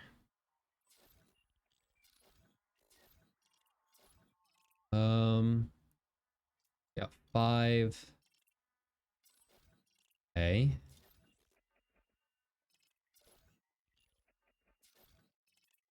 Okay. We've got a fair amount here. We got 5 and then 2 and 3. Cool. Let's get up here. Let's scoop a little bit. And then head on over there and check it out.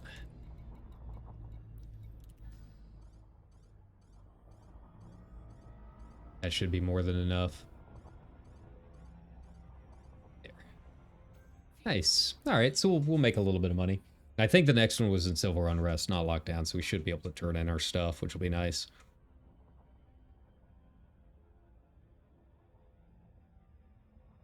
But yeah, you know, I am curious about like if there are any traditions or anything like that. Like it is kind of weird coming from FF14, where there's a lot of tradition built onto it. And then here it's just kind of like, oh yeah, here's your new update. We like the community's really excited about it, absolutely. But it doesn't seem like FDev themselves have really mentioned a whole lot about it. Like I don't know why that is. Like if you want people to get excited for your content, then you should talk about the content, right? Like you don't want to give everything away story-wise, but like there's really not a whole lot to give away. There's Thargoids. We're finally killing them. Woo, buddy. There's your story. Like, you know, in terms of the systems and stuff, like, let us know what you're playing. I get a little bit of feedback. Like, to get people hyped up. It's just very weird. Very weird. You know, I am kind of curious if everything going on with Felicia Winters is not going to lead into the power play stuff. I'm sure it will at some point or another, right? Like the power play updates. But I don't really know. Like my Discord buddies were saying, like it can't get any worse in terms of power play. Like the system can't really be worse than it is. So any improvement made to power play is probably a good one. But whether or not it was worth doing over other aspects of the game, we don't know. Just have to wait and see what it looks like. I mean, as far as exploration goes, there's not really a whole lot I feel like needs changed. You go out and you explore, you take some pictures. Congratulations. You know, I would like some visual updates to some of this stuff. I think one of the coolest ideas I've seen from Reddit was player-made tourist missions. Like, we already have a website that has a bunch of player-created POIs. Like, let us create our own tourism companies. Like, if someone wants to go to, you know, the Collection of Wonders, you know, they can pay a fleet carrier to go do it, or pay a dolphin to go do it, right? And then the other player gets a little bit of money doing it.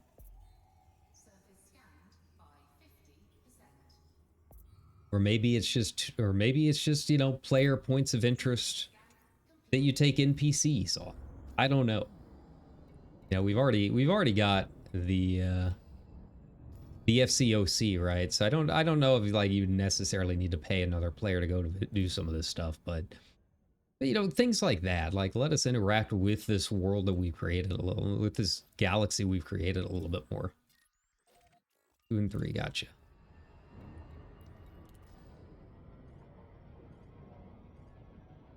It just feels very odd. Feels very weird that there's 400 billion stars in this galaxy, but the only parts of it that have really gotten any love is like the 20,000 in the bubble, if it's even that many. I don't even think it's that many. It might only be 2,000, right? Like, put some more stuff out here, man. Like, I don't mind if it's like community goals and we have to do it ourselves. Like, do it through community stuff. That's honestly kind of fun. I like that thing. I like that kind of stuff. But yeah, we need more stuff out here, more reasons to leave the bubble and explore. Whether that's visually giving us more interesting sights. You don't even have to rework the Stellar Forge to do it. You just need to update the visuals for existing, you know, particle effects. But yeah, we just need more interesting things out here. More reasons to go visit Inazami or whatever, right?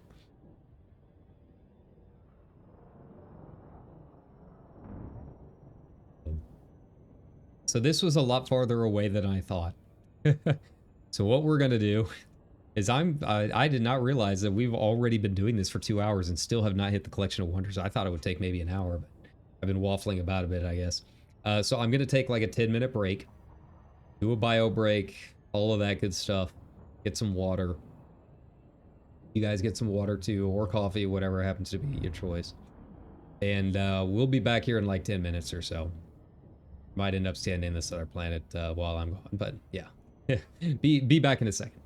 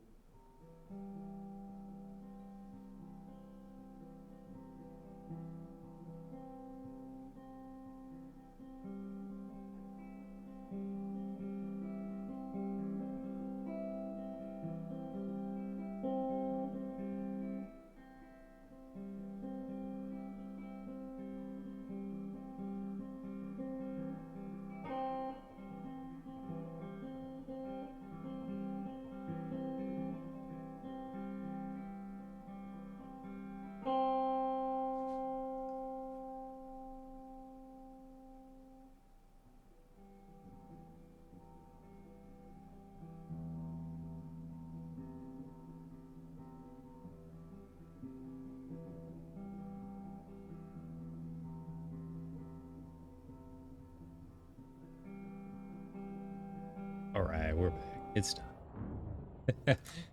It's still not even there yet. Go figure.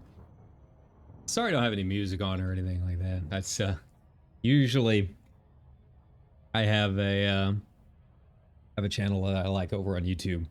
But being the old Twitch stream, I don't know how all of that works. It's one of the reasons I don't really stream a whole lot over here, but it is what it is, I guess. Yeah, like I said, I hope you guys are having a good week. And I figure this would be kind of like a chill way to spend a Saturday night. Like I said, once we get to the Collection of Wonders and spend a little bit of time in there, we'll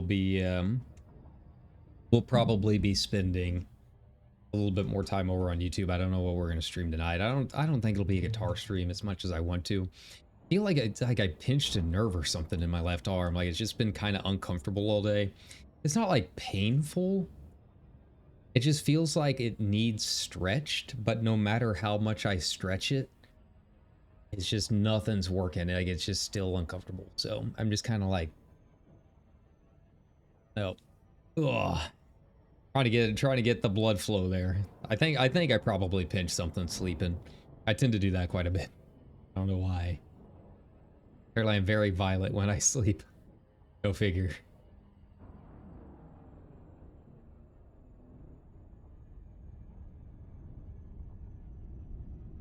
It's a cool looking water world at least. Like it's so close to being an Earth-like. It's so close to being an Earth-like. Just not quite there. Doesn't have the life on it that we need. Probably a little bit too large. Yeah. But you know, give us a few hundred years, we can fix that.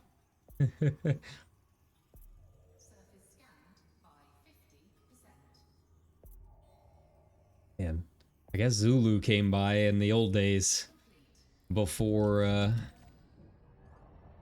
God, it's like over on the other side. Like I have half of mine just to like skip it. I really do.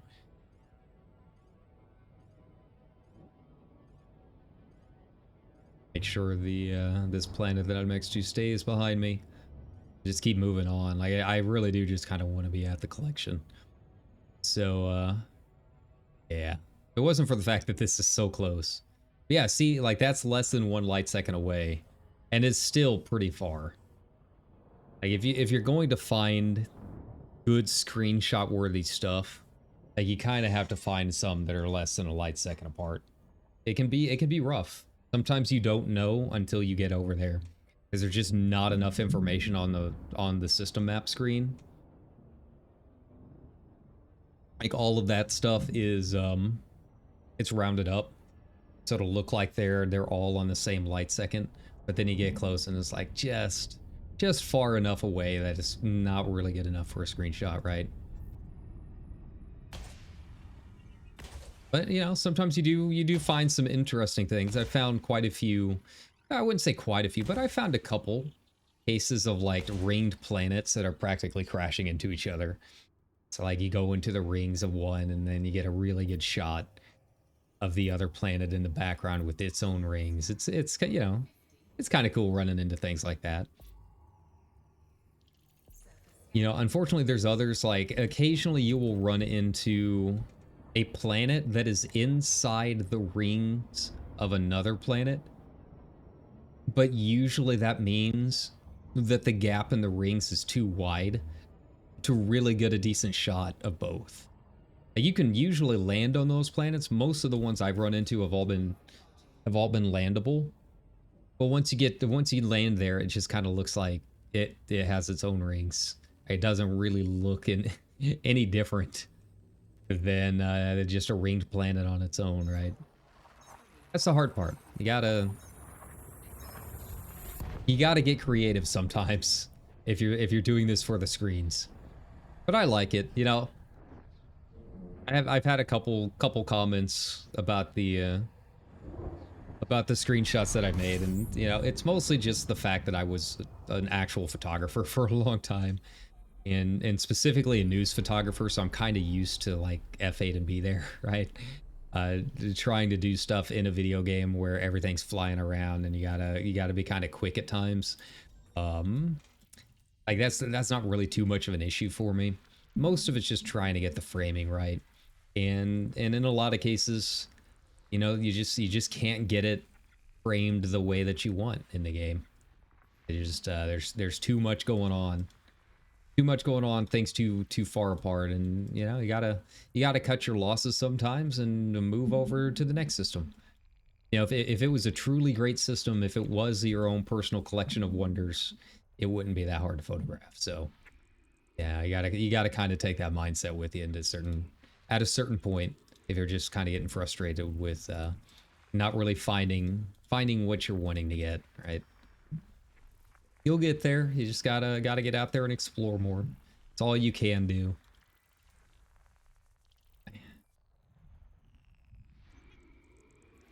Um, there we go. Where is it? Press O to open the codex. Oh, what did I find this time? I think there's anything else here. Nothing popping up there. Ah, there we go. Knew I was missing something. Guessing we've got one that's got like a Lagrange point or something like that. Oh, never mind. I'm just wasn't looking. Just blind. All right.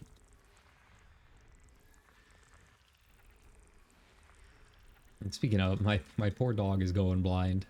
He's almost there, bopping his nose into walls and stuff. But he's still pretty young, so it's kind of funny sometimes.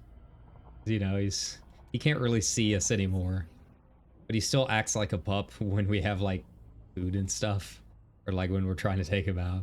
He just gets so excited and runs across the room where no one is located, thinking that we're over there. We still love him. He's still our little JJ. You know, he's diabetic, so we think that maybe it had something to do with that. And we don't know like how bad it is. It could be that he can still see like shapes and stuff, like vaguely. But like you can tell, like, his eyes are cloudy now, or getting fairly cloudy. But yeah, he's not that old, which is kind of the weird part with it. So it's just a very, you know, we deal with it. We got to train him on how to do certain things and how to find certain things again. But aside from that, he's taken it all in stride. He's always been very lazy, so it's hard to tell. It's hard to tell if poor JJ's, if he's sad, if he's depressed, or if he's just being JJ, right? He's just being the same dog he's always been. Okay. At this point, I feel like I don't really need to be scanning a whole lot more. Once I get Elite 5, probably will just kind of book it. I'm probably not going to spend a whole lot of time sitting here scanning, because I'm going to be making more than enough money once I actually get out into the black. Like, I'm not going to be making a whole lot of credits here and a bunch of discovered systems. I'm just trying to make sure that I've got enough funds to kind of keep up and running for the next couple of stops.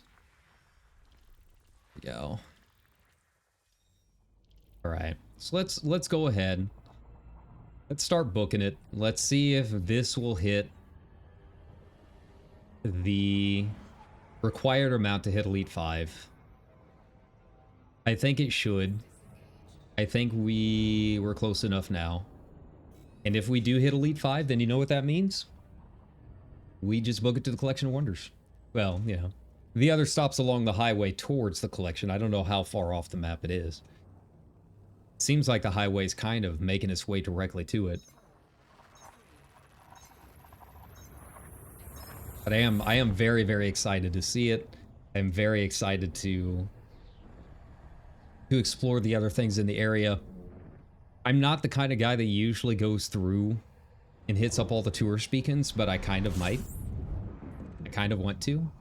Got a big blue star. Is that, yeah, B? Alright, where were we at? Organia. Just go ahead and head on over here. I think this should do it. I think we've got enough. This should allow me to hit Elite 5. I want to say it was 1.9, but I don't entirely know for sure. It might be 1.95. I guess we'll find out. We're so close. We're so close.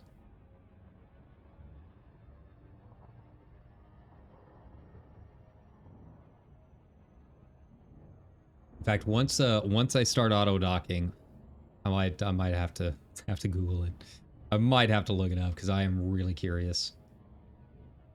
I'd be so mad if I'm like 2,000 off and I didn't scan the rest of those planets. I mean, it just means we'll get it on the next stop, assuming it's not on lockdown. I'm sure the Collection of Wonders probably has some fleet carriers too that we can use, but still. Still, it's the principle of it. Going for speed, you know? Every minute counts.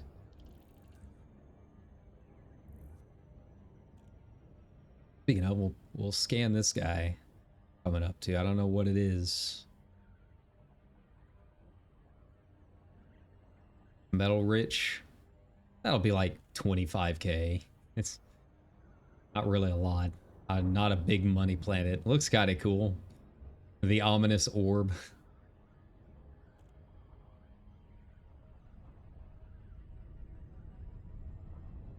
Wait for it to hit 3 million. There we go. 6 probes. How has no one mapped this? Usually all the ones that are like right next to a mega ship have been mapped already.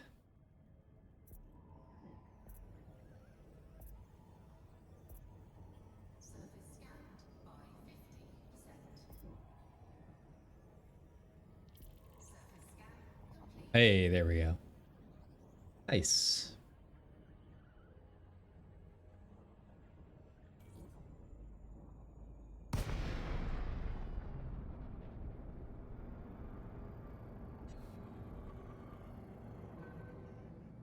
Cargo pod. All right, I'm kind of getting a little antsy. Not gonna lie, I'm getting a little antsy now that we're getting kind of close. Like, what if it doesn't meet my expectations? What if it's not as cool as I'd hoped? Just there's just a lot of possibilities, right? I think it will be. I know the big ones, like the big things, have been the ringed stars.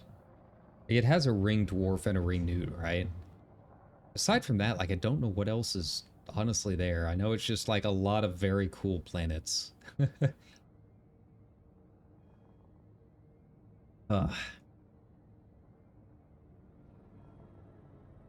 you know, it has a like a ringed dwarf star, I think. Just a lot of rings, from what I understand. It's just a lot of rings together. But 2 black holes that kind of are the cause of it, scientifically speaking, as far as I am aware.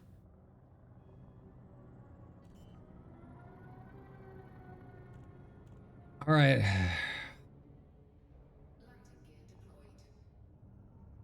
Yeah, it's a little nice to be home. Can't lie. Nice to have a little place to get a bite to eat. These mega ships are basically the Waffle Houses of space. Let's be real. Let's be honest. You've even got the people that can fight for you if you're just trying to enjoy your ham and eggs.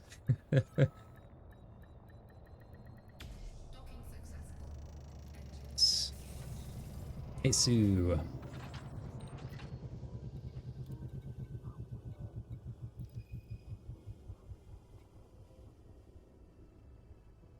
All right, not bad. 9 million. There we go. There we go. Elite 5. We have reached the upper rank of Elite. As high as we can go as an explorer. We did it. And what better place to do it than along the Colonia Highway? Can't complain. Pretty happy with that. Yeah. And it also means I don't have to Google another stop. All right. So we're gotta keep going. You know, that's all we can do. And I noticed the name of this changes a little bit. So we're going from Scouty to Scoudai. Let's see how much that changes. Okay. Another system on lockdown, because of course it is. Okay. So this is vaguely closer. This is like 2 jumps out for me. I could probably do that in, well, maybe a little bit more than 2 jumps. Maybe 5. That's really not too bad. So we will go ahead and start making our way over to the next mega ship. I don't have to worry this time around in terms of scanning everything. We're just gonna book it. That's what we're gonna do. And it also means if something weird happens, then I don't have anything to lose. Makes it a little easier.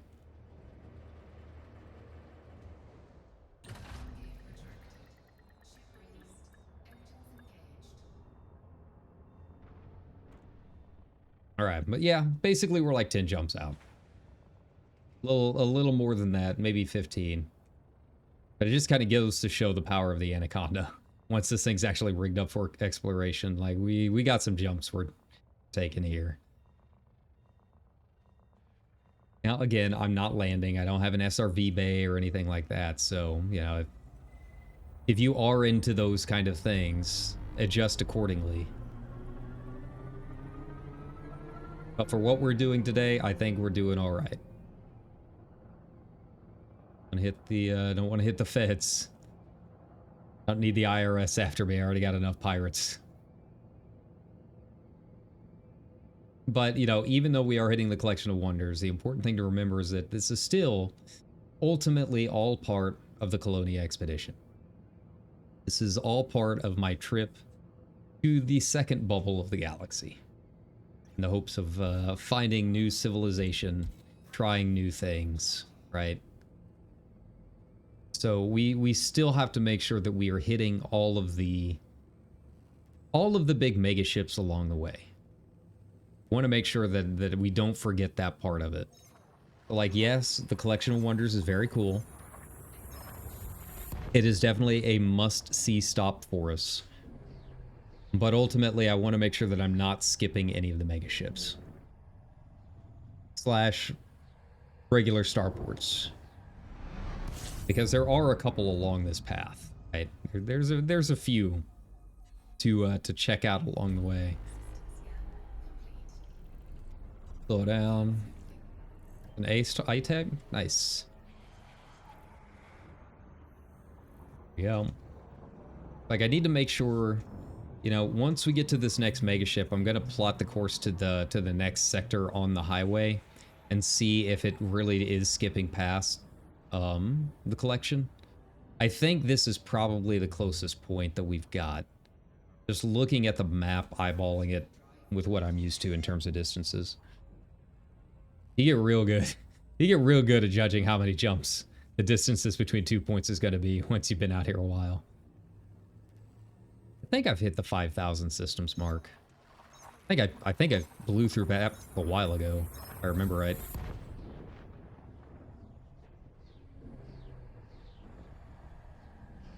But see, the collection is really nice because I want to get a lot of really good screenshots more than anything else. Like, I'm gonna test the dwarf. I'm gonna test the white dwarf. I know there's, you know, every time I look up the collection, I see people asking about whether or not you can get into the rings around the white dwarf, or if it's all in the exclusion zone. I'm gonna try getting in as close as I can. I mean, I don't know if you saw on my YouTube channel, but when I went to SAG A, you know, once I turned in my exploration data, I tried to yeet myself into SAG A, and I won. SAG A couldn't kill the Anaconda. Cloud Kicker was too strong. It kept getting me, like, down to like 13% hull, but I couldn't spin up my FSD long enough to keep the heat up for more damage before it shut down due to damage, right? Like, it kept running into critical errors, shutting down the FSD, and then it would just send me back down to like 40% heat. even though I'm sitting there in the exclusion zone of Sag. So the only way I could have killed myself is if I left the exclusion zone multiple times and just turned back around and kept ramming it over and over. It's pretty funny. It's a little disappointing, you know, I thought the biggest black hole in the galaxy would have killed me, but no luck. Apparently the Anaconda is too strong. Yeah, I've got the clip available over on the YouTube channel. Again, here's your other call to action. How to do those. Again, my name is Wesor. I am an independent VTuber. I do have my own model that is in the works at the moment. I do not have a debut date or anything like that, but this is this model will be going bye-bye this year. And yeah, you know, my main channel is over on YouTube. You can find me on Twitter/X. Find me on Blue Sky. That's where I do the majority of my posting. And of course, the main channel on YouTube. It's all at Wesor. Just like and subscribe. You know, over on YouTube, we are trying to hit the goal of 1,500 subs this year. We are pretty close. Like 1460-ish, 1465-ish. So if you like the content, if you want to see a very relaxed VTuber that sounds like an NPR radio guy, just play whatever video game sounds good at the time. You know, go check it out. Help us hit that 1,500 subs. But you know, here on Twitch, I wouldn't be opposed to affiliate either. You know, we're a ways away from that. I don't really try all that hard on it, but you know, if people are interested and people do watch me here, then you know, give me that follow, and we'll see if we can hit that 50 followers sooner than later. And who knows, if I do end up getting affiliate, then maybe I'll stream here a little bit more for, you know, other types of games. Things are a little different from what I normally play. 3 jumps. And see, this is what it's like when I'm actually like trying to get someplace. You can see how fast we're just flying through these systems. Just honking, checking to see if it's undiscovered or not, which you can tell if it's undiscovered down at the LiDAR map down here next to my face here. If the stars do not immediately pop up, then it's undiscovered. They don't if they don't show up until you honk, then it's an undiscovered system. That doesn't mean all the planets have been discovered. That you actually have to go into FSS or check your system map for. Check over here and see if it says undiscovered on a bunch of stuff. But yeah, this is a little bit closer to what it's like when I'm trying to get out, you know, those 300 light year, no, 200 to 300 jumps away, trying to get to, you know, the galactic center, or the outer reaches, or something like that. It can go pretty fast. Like when people complaining about how slow the Anaconda is, I've apparently never actually done any real exploration in an Anaconda. Between the fuel scoop and how easy it is to jump from one system to the next, yeah, you really do not have to worry about speed that much. I'm going plenty fast. The fuel scoop alone makes it a lot faster than smaller ships. Like I don't even have to fully stop. I could probably keep it here until I'm fully scooped. You know, lower the throttle a little bit. But like that alone, that right there is more than enough to get me to the next mega ship. Typically, if I'm like actually booking it, if I want to know how long it's going to take me to get from point A to point B, like if I'm trying to go back to my home base in the bubble, I give myself about a minute a jump. Like if I'm not interested in scanning, if I am just purely trying to get home, about a minute a jump. Once you include, you know, the loading screen here, honking, a little bit of fuel scooping every now and then, about a minute a jump. And so far it's held pretty true. A little more, a little less. Mostly because I almost always eventually end up wanting to scan things against my better judgment. So, you know, that ends up slowing me down a bit. If I was purely gun running it, then yeah, a minute a jump sounds about right. Maybe even a little bit faster, a little more, a little less. You know, 300 jumps for me, that's basically an afternoon. It doesn't take me long at all. But, you know, I'm also a VTuber with no responsibilities and no family to worry about. So it's, you know, I got a lot of time. I got a lot of free time, my friends. You know, that's kind of the nice thing about this. If you do like and subscribe, the more people that do it, the sooner I can leave working retail, and the more content I can give you. Because trust me, I got nothing else better going on.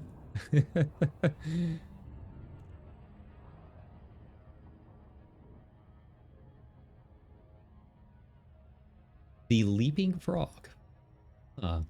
Interesting.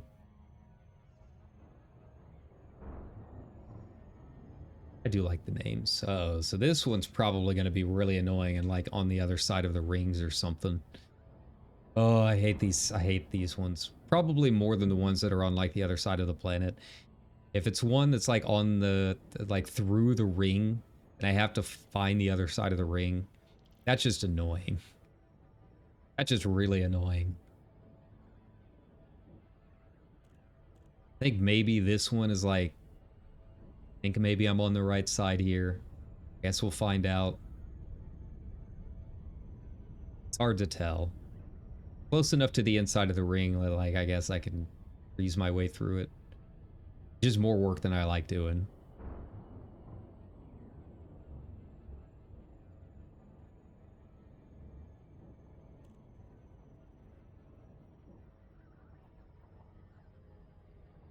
Yeah, we're gonna be cutting it close. It's really hard to gauge distances when it's through the rings. It's like the actual inside of the ring is less than a million. It's less than a million miles deep, right? So you never really can tell. I am gonna scan it though. Until you actually like see the thing load.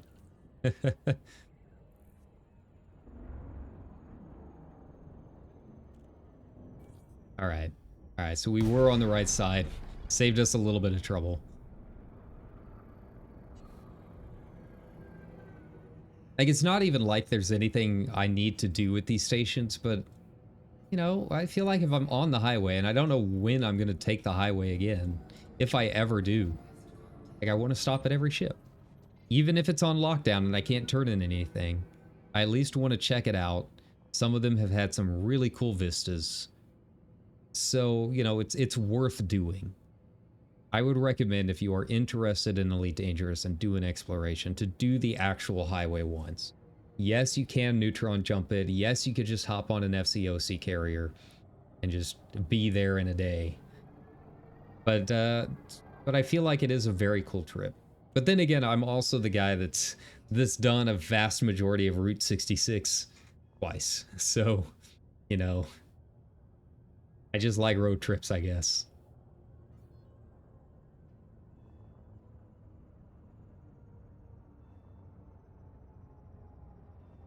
Well, if anything else, it gives me the opportunity to kind of hang out, get my paint refreshed. Because again, if we're gonna be going there, I want to make sure we're screenshot ready. I know there's gonna be some carriers and stuff, but you know, just to be sure, just to be safe, you know. Let's take a look here. I mean, the last couple of planets, like ringed planets, these carriers have been next to, they're not super interesting. Like, it just kind of a Jupiter-like planet. Nothing crazy, right?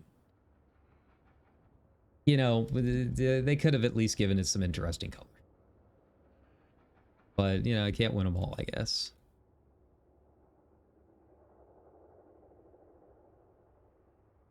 Can't really get a good angle here. Guess I can, like, get up close. Oh, not my favorite angle. It elongates the nose a bit much. But you know, it works, I guess. I haven't really taken a whole lot of screenshots this leg of the journey. I took a lot from last night doing the first half. Not as many this half. I feel like I have not seen a whole lot. It just really wows me. All right, so let's take a look. Where is the Song of Deimos? Let's take a look and see how far out of the way that is. It's way out there. Yeah, see, we're like passing close to Skade. It's like just out of reach there. So let's take a look at the next one. Where is the Sacagawea spaceport? Take a look there. Oh, so this one's like in there. This one's in the nebula. Yeah, so the next one will be a little bit closer. Maybe. Actually, you know what? We're going to go ahead. We're going to do it. We're going to go there, and then we will do Song of Deimos after I'm done.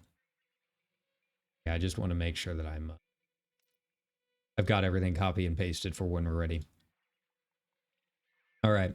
So this is it. We're on our way. We finally made it. I did not think it was going to take 2 hours, but I spent more time scanning than I thought. But yeah, let's go.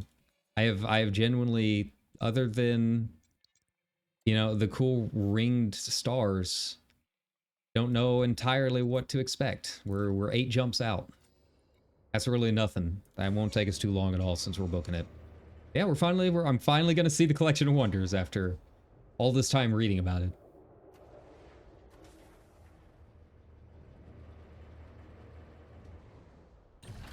It's been a fun journey. I've really liked doing the highway. I don't regret starting this at all.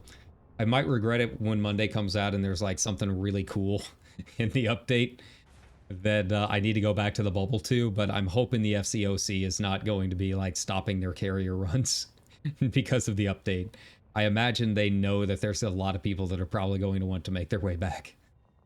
We'll just have to see. I mean, if it's a bunch of Thargoid stuff, then it's like, whatever. But like, if the Python is actually like part of that, I don't know what ships are available in Colonia, but I want the Python. I don't think it will be this soon, but it could be. Just have to wait and see. But yeah, I don't regret going on the highway at all. I've had a lot of fun with it. There hasn't been a whole lot in the last few stops, but you know, that's going to change here in 8 jumps, so we're almost there. The problem is I don't know if there are any scoopable stars in the Collection of Wonders.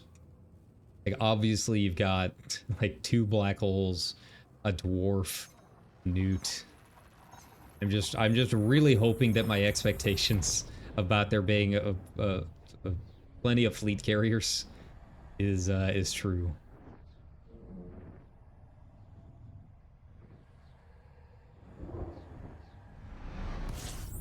All right. But you know, it is kind of nice. Like, it is just a little detour, isn't it?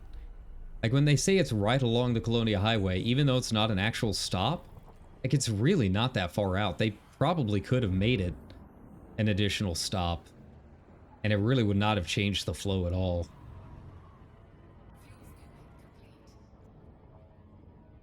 Yep.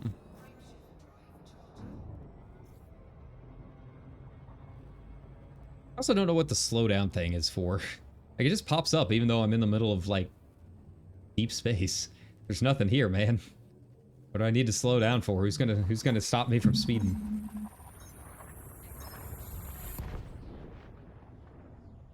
I guess a planet could.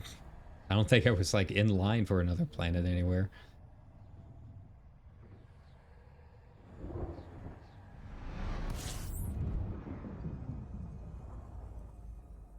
Okay. 21, interesting. But you know, I'm gonna slow down. We're scooping. We're scooping anyways. Okay, so it doesn't look like there's anything super interesting. But, you know, scan a giant somewhere. Hey, had those been discovered yet? Yeah, I wasn't paying attention. Oh, they have not been. That's kind of weird. I mean, yeah, there are a bunch of icy bodies, but like, you might as well put your name on it, man. Why not? Be forever enshrined in this dying space sim, I guess. I don't know. I hope people start coming back. I hope word gets out that the game is actually pretty good. And honestly, it looks pretty good too. Like for being a 10-year-old game, I'm sure they've done graphical improvements and stuff over the years as part of updates, but I mean, it honestly looks really good too. Like No Man's Sky is like still really popular, and I still really like No Man's Sky too. It's just kind of odd that like I don't hear as much about this comparatively. I mean, I know a lot of that is probably FDev being FDev. They've got their own struggles going on. Like it's just a lot to really like about this game, and I you know, trying to do my part to boost it up a bit. You know, I bought it. The Steam sale price was what $6? $6, and I've already put almost 2 weeks into the game, a little over 2 weeks into the game. Like, yeah, I'd say that's some pretty good price efficiency. All right, how many we out? 5 more after this. But this one's an F-class star. Take a look. We'll see if it's got any Earth likes.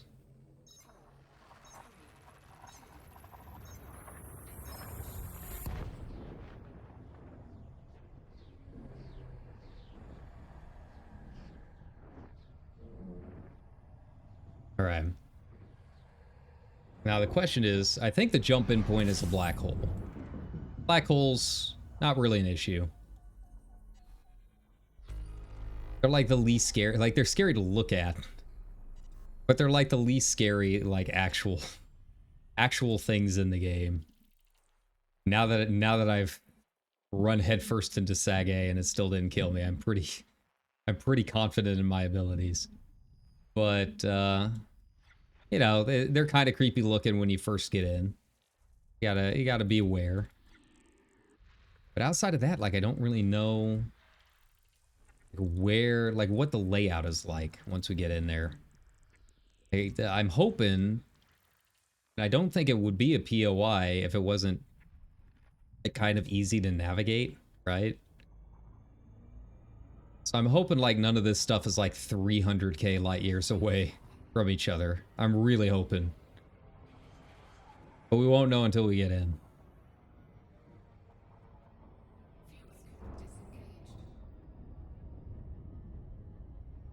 Right?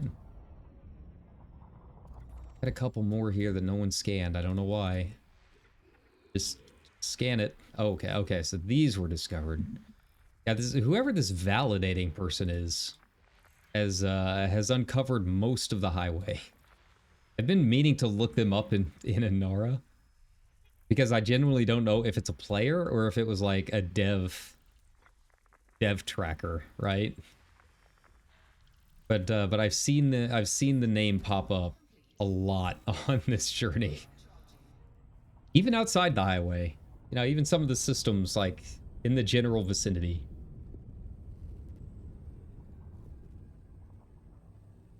It was kind of scary hearing that rumble of the sun going by you. I gotta say, the sound design is excellent. It's half the reason that I like my Corvette. Like the two huges are multi-cannons, and then the one large is just a regular cannon.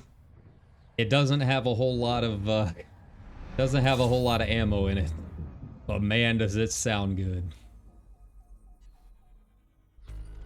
And it's gimbaled because I'm lazy and bad, so makes it easy. I tried using the frag launcher for a little bit. The problem with the frag launcher is you have to be kind of close, and honestly, I really do not get all that close with my Corvette. It's just so big. It's so big. It's like it's hard. If I'm close enough to use the frag launcher, I'm basically ramming the guy anyways. So why not just go with a regular cannon? Thinking about putting long range on my burst lasers though. Pulse lasers, I'm sorry. Maybe focus. I think focus does increase the range a little bit too. Like I don't need like a ton of range. I don't need to like double it. You know, little bits. I don't have to be within 1 kilometer. During a fight would probably be pretty nice. It, you know, doesn't have that damage fall off. That's kind of what I've been aiming at. Oh, undiscovered. A class planet or A class star with an ammonia world or with a water world. Really? Huh. I did not expect this. Well, I guess that means we gotta go check it out. See how far away it is. That's just genuinely a surprise. I figured with it being on the way to the Collection of Wonders, like everything around here would be discovered by now. Okay, well, huh. I mean, I'm not going to turn down a water world. As much as I want to be over there right now, like, money's still money. Like, putting our name on this stuff is still also part of the job.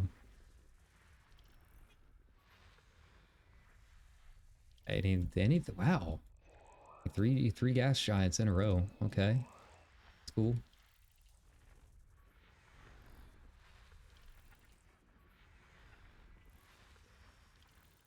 All right. Are we? No? Okay. What is going on with the orbit lines here? What is even happening right now? All right, there we go. You probably have the rest of everything. Yeah.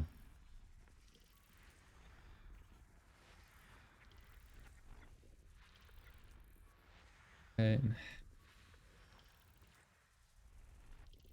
Cool. There's the water world.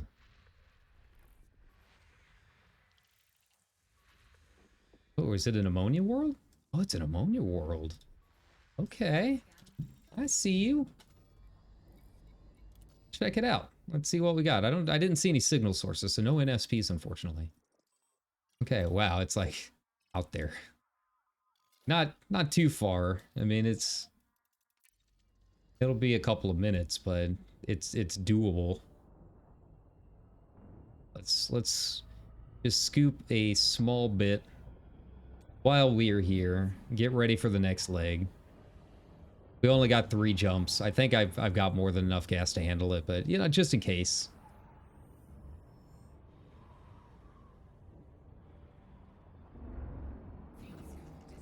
All right, where did it go? Where are you? There.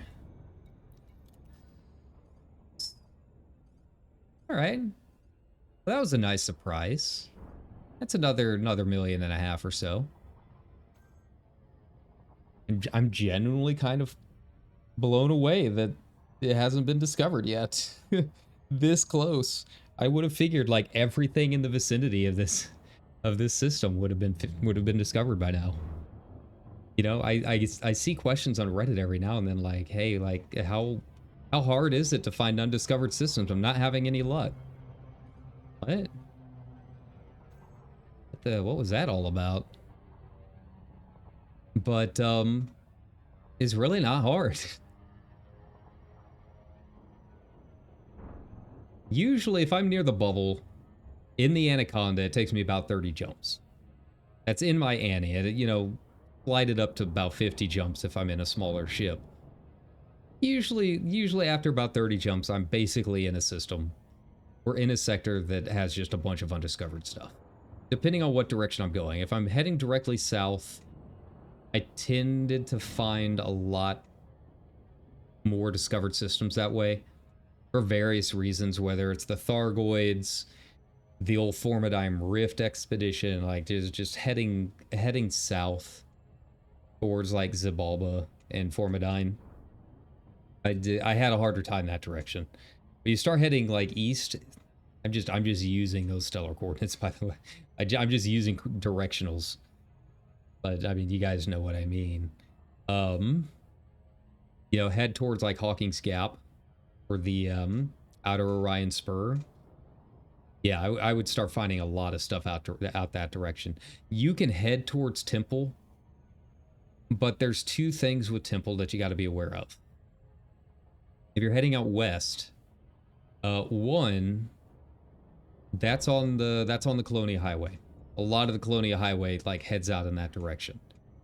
So you are going to have a lot of discovered systems because of that.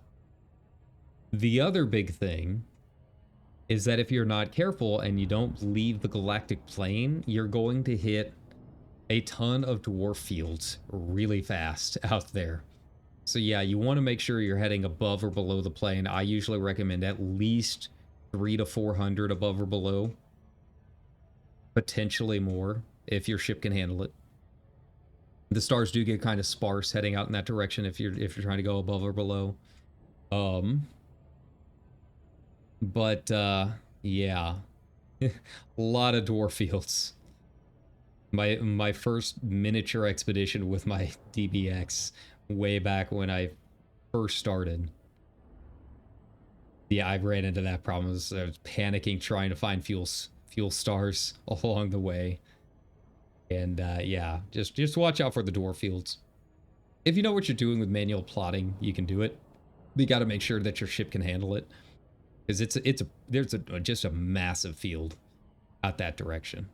So most of the time I've been saying like head northeast-ish, northeast-ish, and that's usually been the sweet spot for me. I found a lot over in that direction. I think my highest payout system was like 17 million from one system, and it was out in that direction. And I didn't really head out all that far. I think it went out like 2,000 light years, which as a long-range explorer, that's not a lot at all. We'll cover that pretty quickly. Yeah. Man, this thing's a chonky boy. 8 probes. I don't think I found one that needed 8 probes since I've started using my new scanner. My slightly engineered scanner. It should be enough to cover it, but I'm not entirely sure. You can see that's a pretty massive difference in scan and probe scanning capability. I love it. It's like probably the best upgrade I've bought yet. Arguably as important as the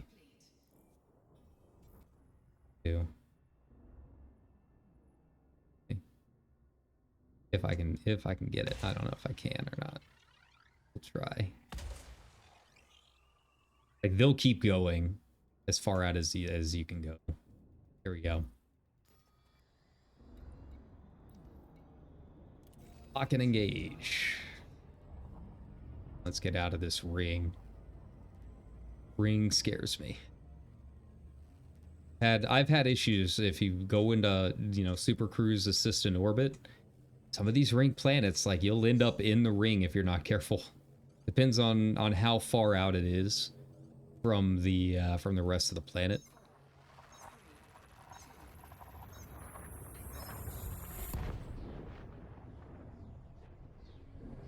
Yeah, some of them have ended up like very, very close. Ugh.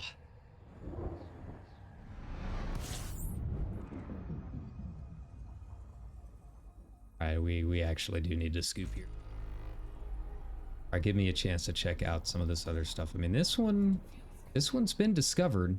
It's just weird. Usually, like, your A stars, your B stars, and your F stars, like, those are usually the ones people aim for. So it's very, very odd to have found one that was undiscovered this close to a big point of interest. I mean, I'm not going to complain. It's free money, but it's still very weird.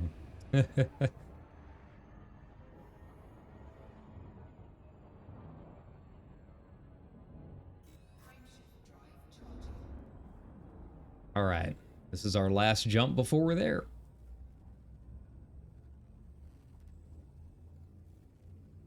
I just hope there's somewhere I can turn in my stuff.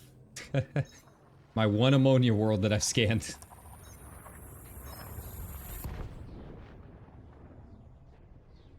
And usually I don't mind if there's a tariff or something like that. Like sometimes you'll have that 25% tariff on discovery data. That's cool. I don't care about that. I'm more worried about having my name on it and getting the screenshots right. All right, let's scoop up this last scoop in. Let me get situated. Like headed into this headed into this star.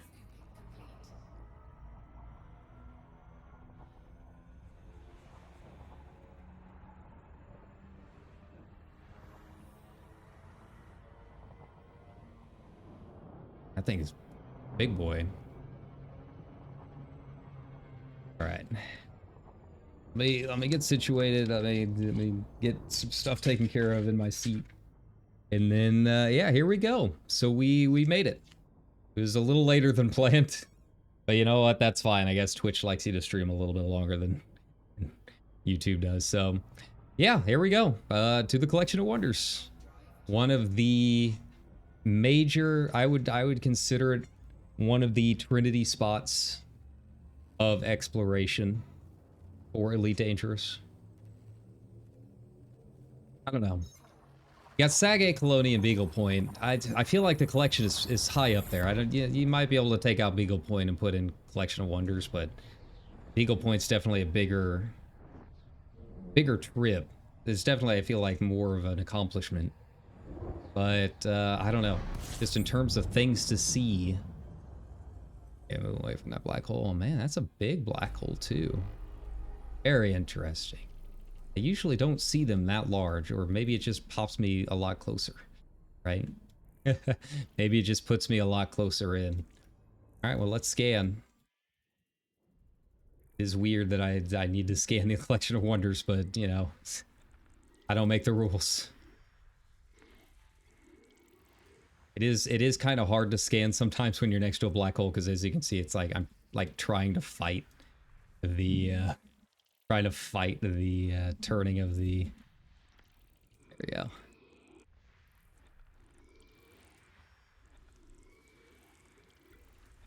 Okay. Quite a few planets here. Like, I thought it was mostly known for like the stars and stuff, but yeah, the planets are cool. Why not?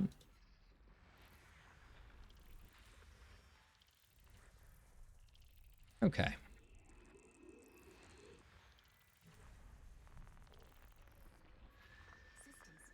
Nice.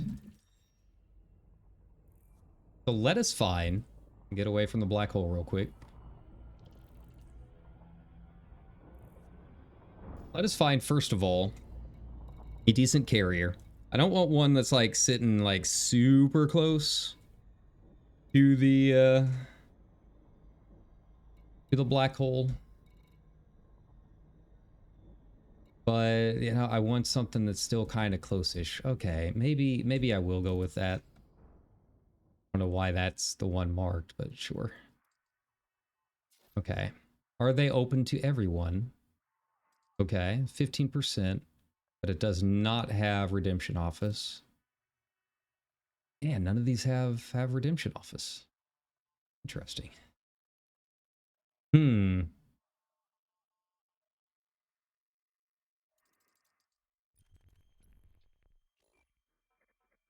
What about you? Hey, this one looks good. He's got everything. Thank you, Explorer Olhoy. Thank you, Commander Han Solo Brooder. Okay. Well, you know, we were heading over in that direction anyways. That's cool. I'm fine with it. All right. Docking access all. No departure planned. Yeah. Now I should probably so it looks like the dwarf it's about 3K away. We'll come back like I'm going to dock first.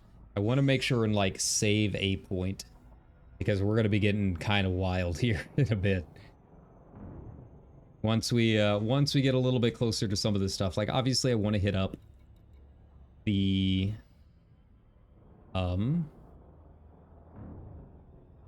actually let's go ahead and do that first. I don't know where it is located. Yeah, let's go hit up the tourist destination first. It's like on the way. It's fine. It's a tourist destination, so it shouldn't be like super far out. It shouldn't be super dangerous. Some of them can get kind of wild, especially the ones that you have to kind of land on. Had a couple planets with tourist destinations on the planet. That's always a little scary. Where what planet is this next one next to? What star, I guess I should say. Okay.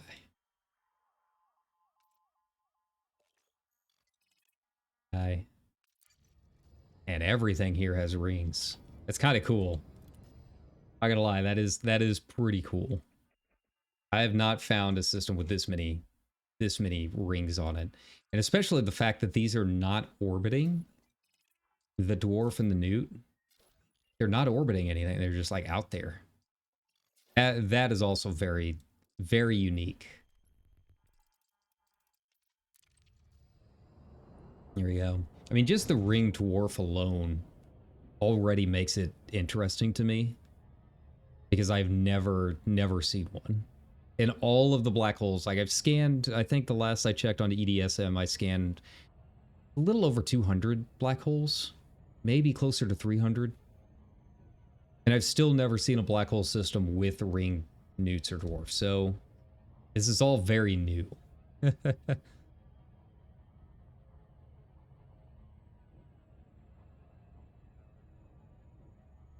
But now that I've seen it, I know what to look for. Because, like, you know, there's always small questions.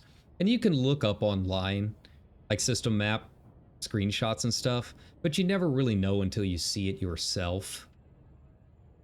Because of all the updates and stuff that is occurred. You know, some of that info is kind of old. You don't really know for sure until you see it on your own system map. And now I know what it looks like when you have ringed white dwarfs. Like, yes, it does in fact have a ring on the system map. So that's good to know, right?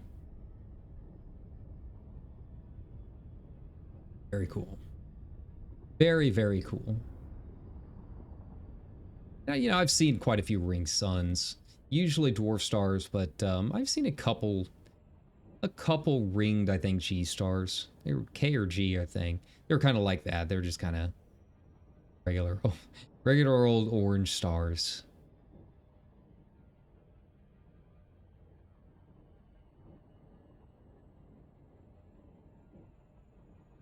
All right.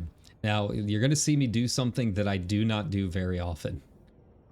And that is actually turn on my orbit lines. Because I want to make sure where the exclusion zone is on some of this stuff. Like, I'd like to get a screenshot in...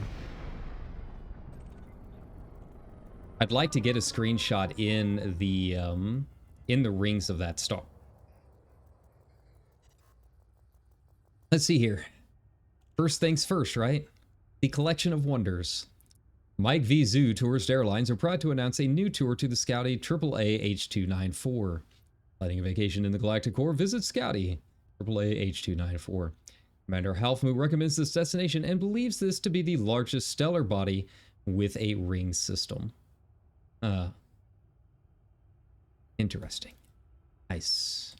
I don't think there were any other tourist destinations. Let's take a look. There were not. Okay. Good to know. Where was the star? Go. Aim ourselves out a little bit.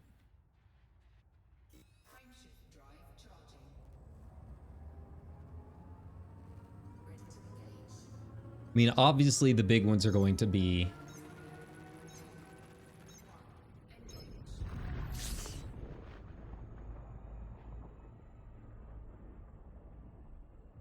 Oh, wow. The rings really go out there, huh? I can see why. So what is the stellar mass of this? Okay. 0.2187. Interesting. Oh, it is indeed quite large. Nothing else to be said about it. It is a big boy. Look at that. Like, it's still... I don't even see where the rings end.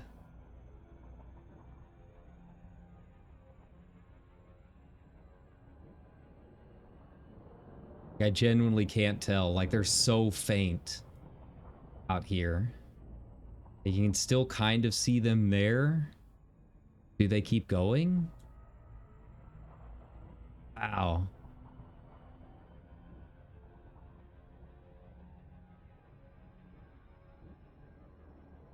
Where do the rings end? Genuinely don't know.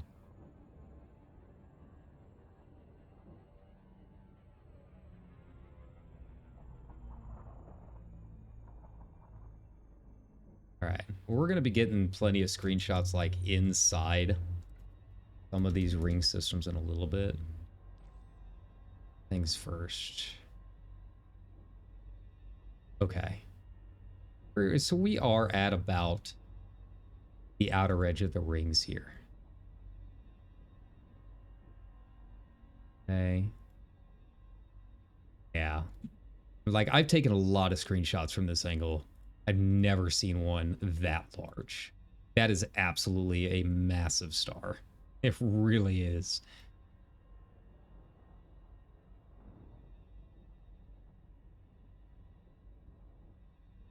There we go. All right. Well, I want to make my way over to the Explorer.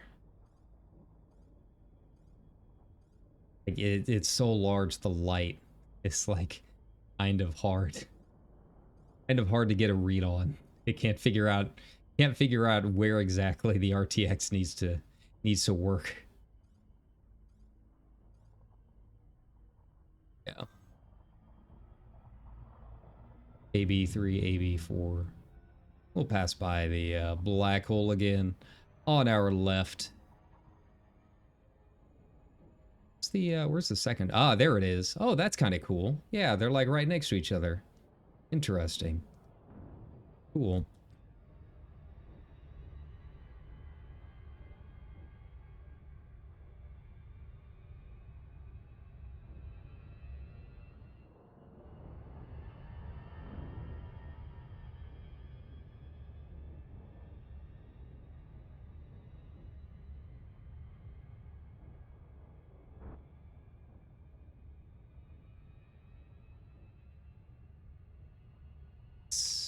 I'll take that. That's a decent screen. Not the best, but you know, gets the job done. Lets you know where I'm at. Ooh. Ooh, well, we can get it as it gets a little bit closer to.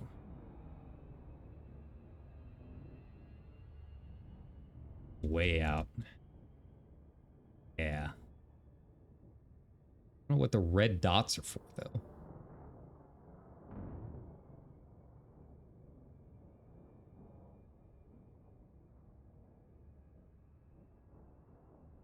Down just a bit. And yeah, like for black holes like this, you don't really have to worry. Unless you are aiming directly at the center. They're not going to hurt you. You might pass through the lensing field. But black holes, like the actual mass, the actual size of a black hole is only...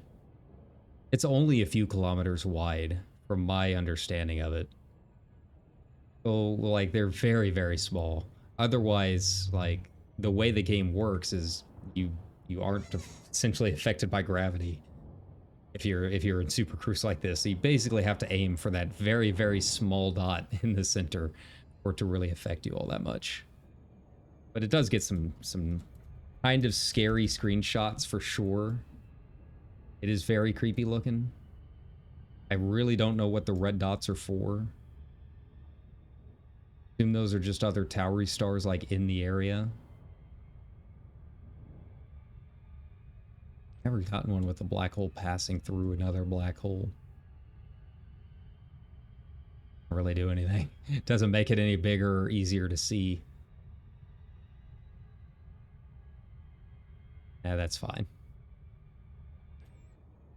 This is what I gotta worry about right here.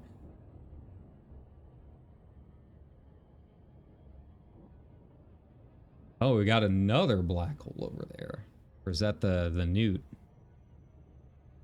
Okay. I think that might be the newt.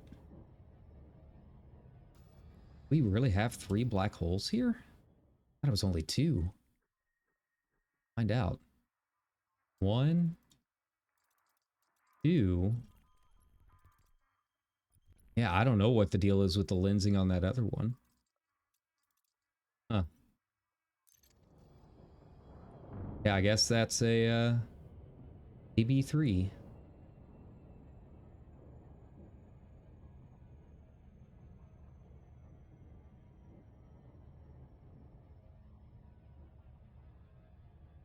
So this we got to be careful. I assume the Explorer was smart enough not to park it right in the middle. I don't know if they really even have an option. We're going to find out.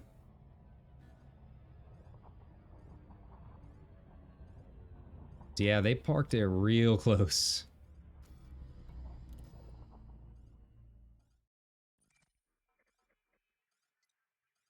This is AB3. So that is the Newt. Weird, I've never seen it.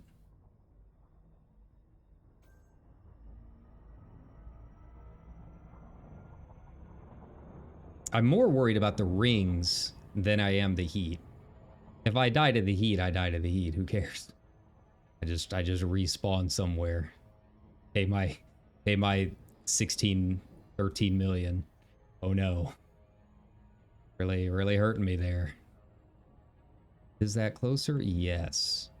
So the dwarf is actually quite a bit closer than the Explorer is. So I'm gonna go around to the other side, come at it from the other angle here. That's the one thing, like, I don't, like, black holes are kind of like whatever. Don't mess around with the dwarfs. Like, I'm not messing around with a white dwarf star. Would have sworn that the dwarf was supposed to have rings, right?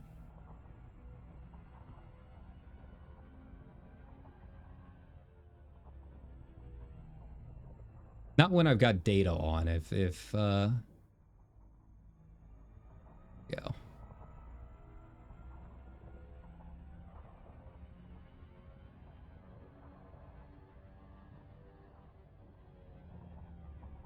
I think we should be good here. I think we got around enough. Be safe.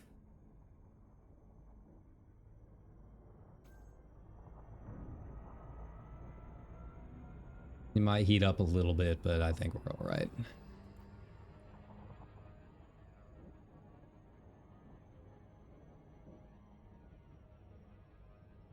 I'm just so confused about everything right now. I thought it had rings. Maybe it doesn't. Maybe I'm making stuff up. Oh, okay. You're behind something. Are you behind? Oh, there's like a black planet. Like, you can't even see it. Wow. Dark. Is it between the two? Did he, like, seriously park it in the middle? Who does that? This is like the most annoying fleet carrier I've ever had to get to. But it's the only one that's got everything right now. There we go. You know, we're here. As well. Trying to give it to me.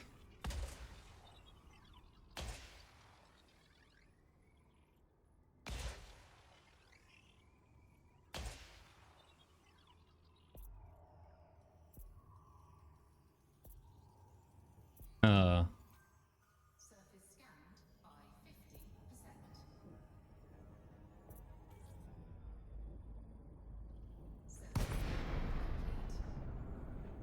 We'll look and explore, though. I would like to see some more fleet carrier designs. I think that would be pretty nice. They're all kind of samey after a while.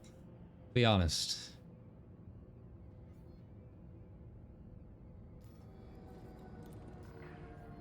Access granted.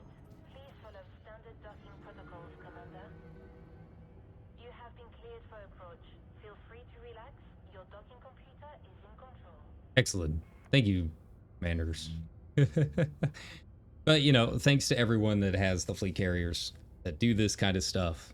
We definitely appreciate it. I'm kind of surprised that there's not more out here. I figured this would be like a really popular spot to just kind of park a bunch of them. I know that the FCOC does like make pit stops here along the way, but yeah, I genuinely thought there would be more out here. It's kind of parked. I mean, the other two have been out here a while. If they've already had that many services shut down, maybe they'd never had them turned on to begin with, but it seems to me like they would have been just the decay rate of them, right?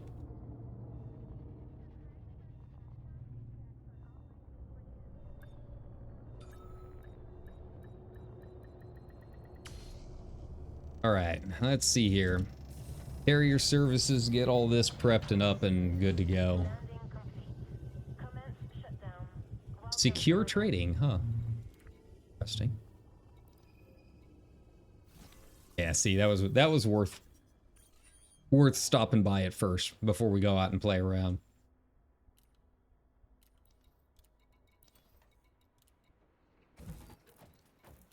All right, so first things first, I want to see what's up with this dwarf. I want to know what's up with the white dwarf. Why am I not seeing the rings? Maybe the rings are really close. Closer than I thought. I don't know.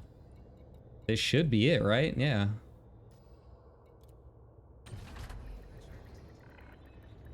landing clamps disengaged. Departure confirmed. So here's the fun part.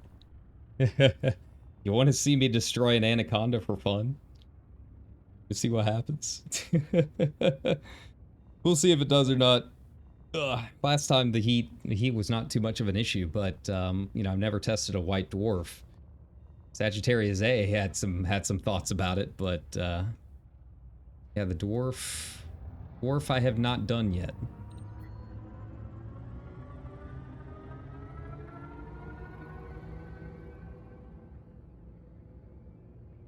Just curious where the rings are. Maybe that's why people were like saying, "Hey, have you tested it yet?" Because the rings are really small. Maybe I thought they were gigantic. Maybe it's the neutron star that has the gigantic rings.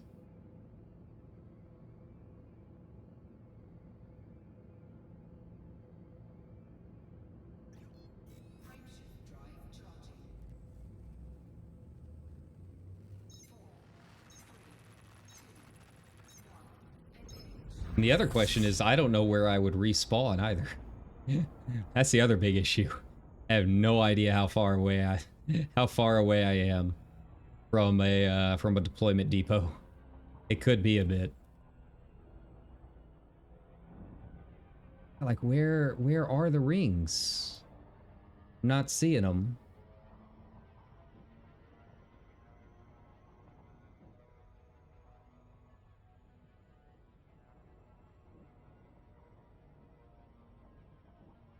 Do I need to go up and like get a better view from the sky?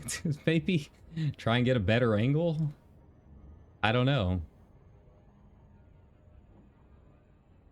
I don't know why it's taking me so long to accelerate either. Let's get out here and take a look, see if I can see what's going on here. Like I thought the rings would be fairly clear, but I guess not. Not aimed at the cone or anything, so we should be fine.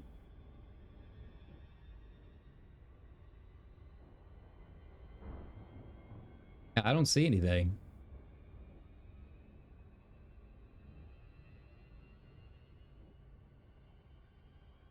Huh.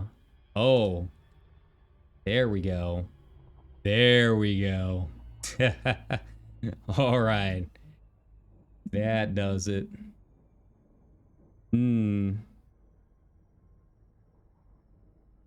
All right, I just needed to get the right angle. Yeah. Let's turn ourselves around here. I don't know if I have my orbit lines on or not. I think I do.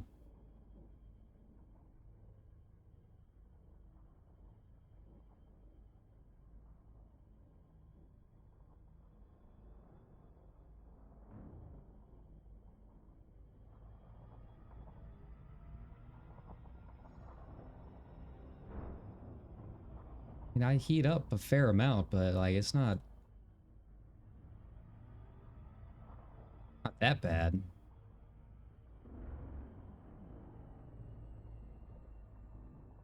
See, problem is I can't see the exclusion zone.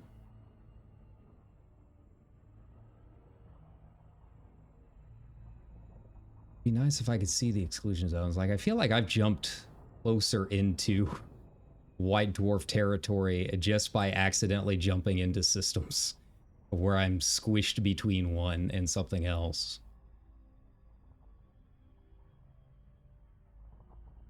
Right?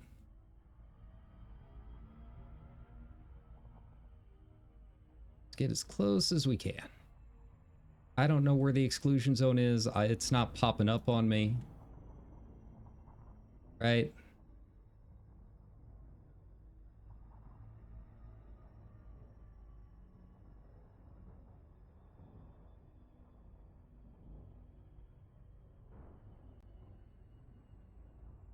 Still doing all right.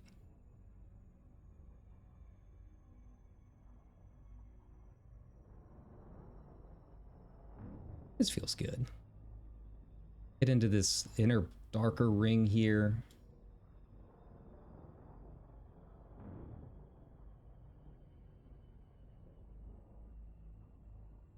Okay, turn off my orbit lines. There we go. And line it up here a bit.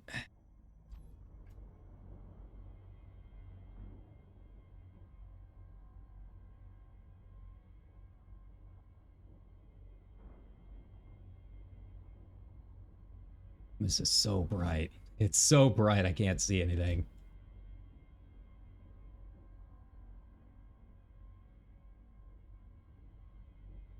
Can't really get a good shot because of that glow.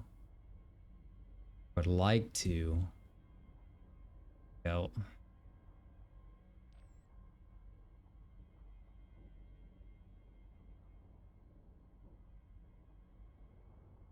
You kind of need the glow to actually show off things. This is a toughie. This one's a toughie. Need to get like slightly above it here. I don't know. I might even need to angle the ship away just a little bit so I can get a little bit of like light reflection off of it.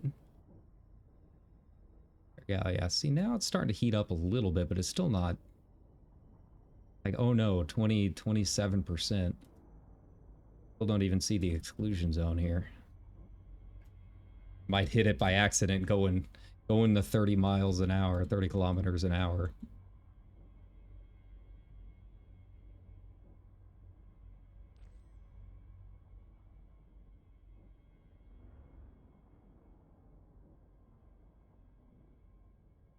I think that's going to be about as good as I can get.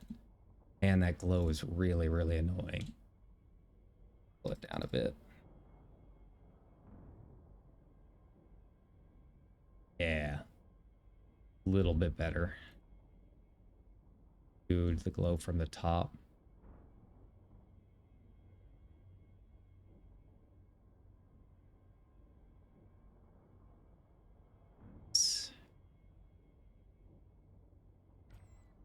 All right. Let's get down here, shall we? I don't know how much closer I can get. Here, why not? I heat up, I heat up. That's cool.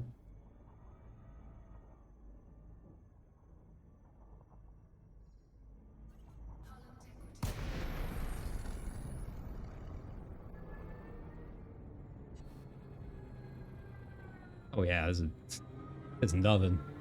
A little hull integrity damage, but that's fine. That's something we can deal with.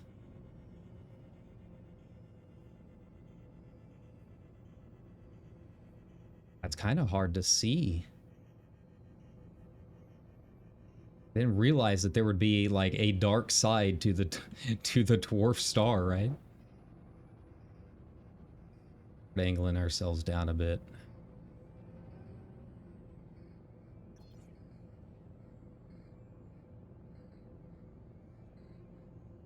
How much hull integrity did I take? Probably not a whole lot.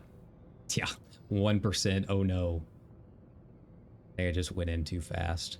The problem is it's so dark I can't see like where the asteroids are in front of me. So what we're gonna do, turn on our lights. There we go.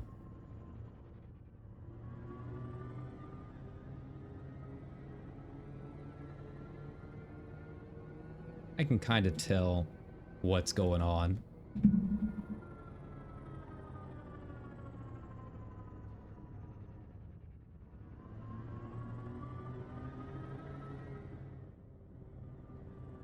Nice. Now this could have other issues a little bit later. Once we try leaving, that could become a problem.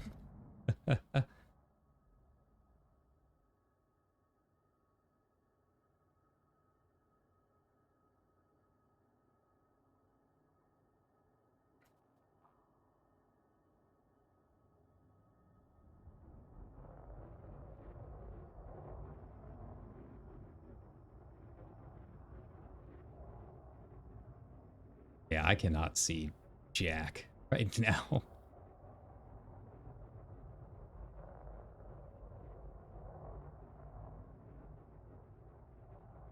Okay. Down a bit.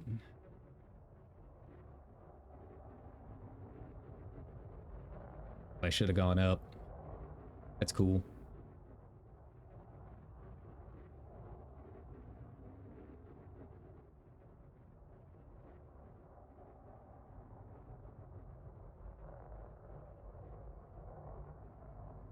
Well, I'm like really concentrating. I don't mind killing my ship for the content, but I'd like to at least get a couple good screens before we end up doing that, right? Okay. No. Get back down there. Like the heat and all of that, I expected more.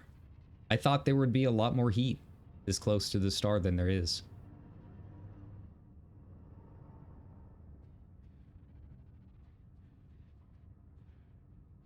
I also thought there would be more light. I'm not gonna lie. I thought that we'd have a little bit more to see out here. Maybe on the other side of the star. I don't know. Don't think that I saw anything better on that end.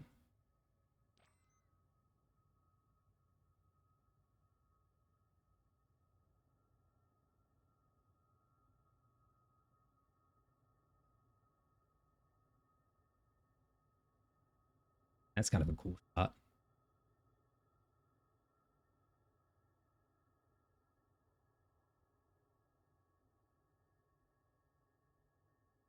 Can I get one?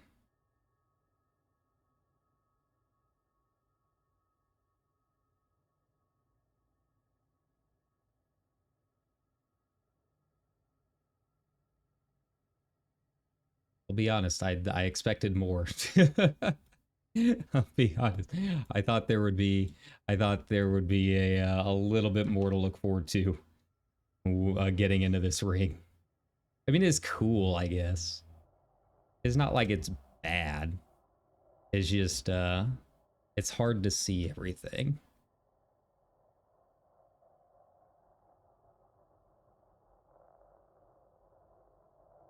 Ooh.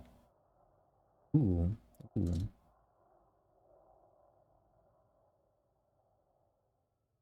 I get ready to bump into that asteroid. What if I go up or below the plane a little?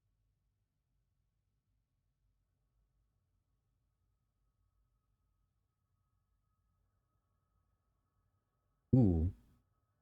Ooh. Ooh, I like that. I like that a lot. Like actually get a little bit of that reflection of that asteroid in. Let's move, let's slow down the camera. There we go.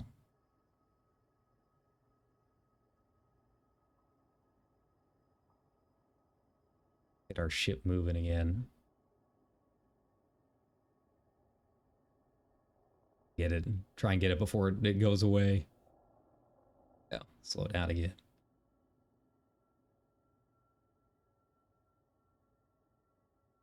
I don't necessarily want to lock the camera.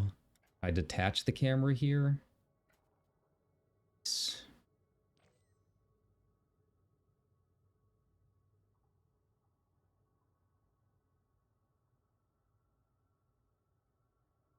a little janky, but you know, what are you gonna do?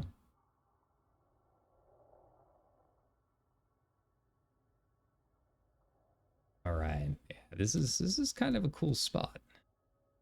Kind of like this this photo area. Now that I've figured out what to do. Now that I've figured out the angle that I need to be going for with this.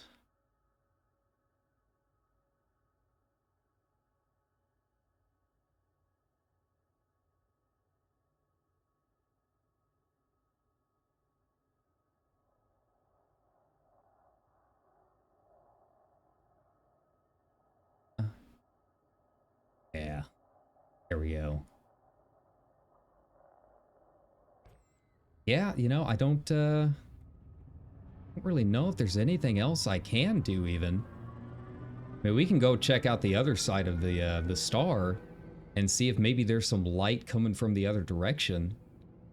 Yeah, I genuinely thought that there would be more to see once we got in here. Like, it's so dark, I can't see jack.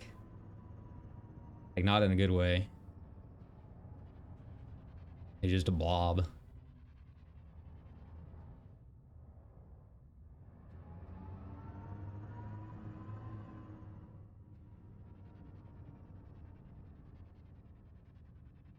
I can up a bit, there we go. I'll try and switch it up a bit.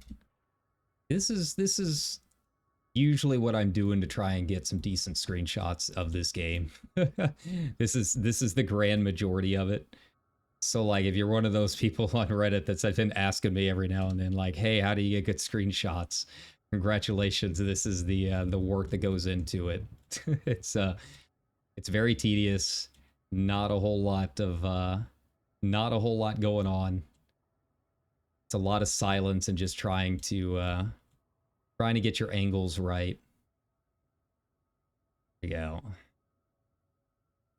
Yeah, I kind of like that. And the problem is like that light there, like that little bit of flash, it looks super low res. And I don't know if that's something that would be fixed in the that would be fixed in high res screenshot option. Yeah. Two balls. There you go. The dwarf has two balls. So like it's kind of I don't really know. Really know if there's anything I even can do really make it look any better. Just so dark. I really did not expect it to be this dark once we got in here. Like, it's definitely cool, like sitting here in the shade of the dwarf, but it's not as good for screenshots as I thought it was going to be. Kind of like that. Move it over just a bit. Down.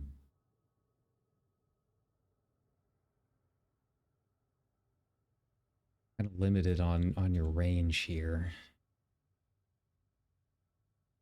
You want to I'm trying to do rule of thirds here, you know, you want the focus to be on the dwarf, but also kind of have your eye pulled towards the asteroids down here that I'm kind of looking at, right? And there's just really not a good way to get them both. There's just not enough light anywhere around here to like get the shot that I want. Like, I wanted a really nice shot of like in the field with all of the mist and that kind of stuff sitting around, but I just don't think it's gonna happen. Just don't see another way to do it. We're gonna have to maybe fly around the dwarf a little bit and see if I can't get a better angle over on the other side. I'm facing away from the dwarf, right? to make sure before we really get into this. Yeah, we're facing away enough.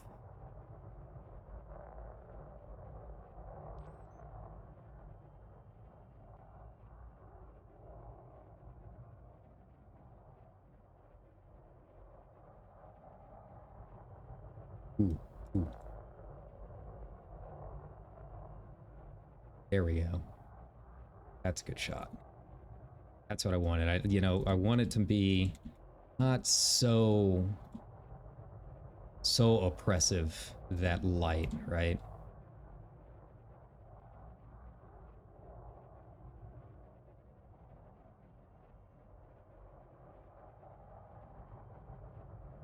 There we go.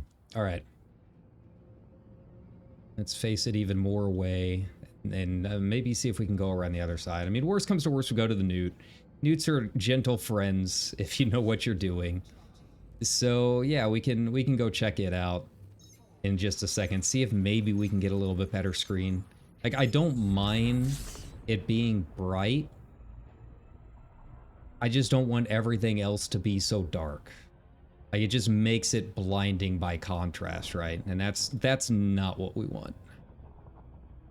Go.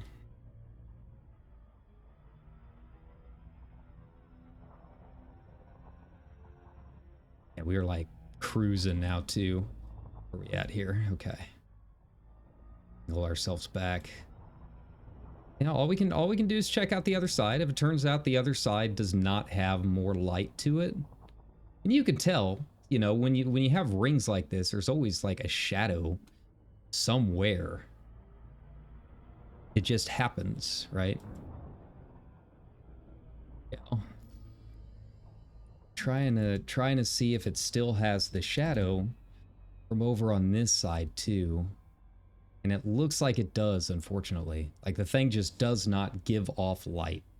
It is very bright, but it doesn't light any of the other objects near it. So it's just kind of a wash in terms of like actually being able to get screenshots of it. But, you know, here I was wondering like, hey, are we going to be able to test the dwarf and actually get into the rings? And like, yeah, it's really didn't heat me up at all. I took more damage from going into the field and at a higher speed than I should have, than I did from the actual dwarf itself. Like, that wasn't a problem.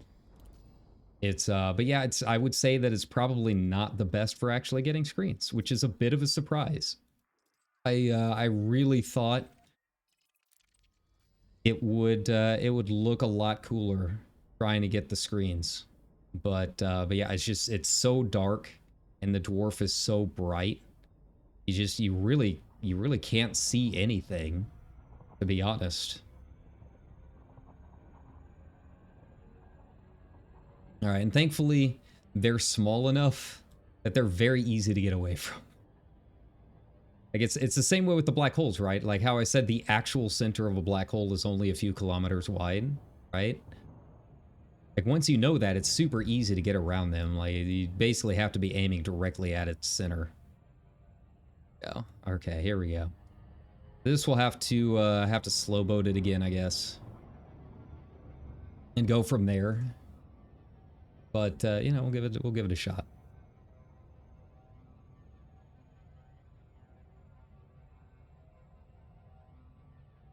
I'll be honest, it is very cool, like seeing the rings and all of that, but I kind of expected more. For this being the collection of wonders, like, I thought it would be, I don't know, if I thought there would be more light around a lot of this stuff so that you could actually see it. Like, you can't really see the rings around the dwarf at all. I don't know if it's just like the time of day or what. Maybe the newt will have more luck. Yeah, you can see it's got a pretty big swirl around it. Something's going on. Like, I've seen screenshots of like showing how large these rings are. Okay, there you go. See, that's more like it. You can see the rings on this thing. And you can see them from way out there. This is more what I expected. I'm just very surprised that the white dwarf was a little a little less spectacular than I thought it would be. I mean, it's a cool system, don't get me wrong. Like, I've been searching thousands of systems at this point and still have not seen anything quite like this. But I don't know. The coolest system in the game?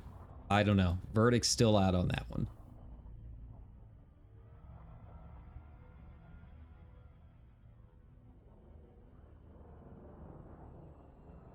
I would like to get close to the newt here. Newts, like I said, are pretty friendly guys. I don't know if I'll be able to get the inner ring. I mean, there's still a lot of heat if you aim directly at the center. But for the most part, yeah, they're friendly little fellows. You know, if they got the depending on the tail that they have, some of them can be kind of scary because they're flashing around and, you know, tens or dozens of times a second. But some of them are more like I saw someone call them lazy rivers, and that I can deal with. Lazy rivers are nice. Odd that I don't see the cones though. I don't know what's going on with it. Maybe the cones don't exist because it's a ringed system. I don't know. I don't know how all of that works science-wise.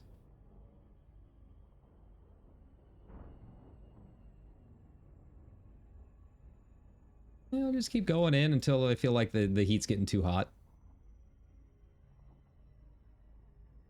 I guess you can't jump on this one.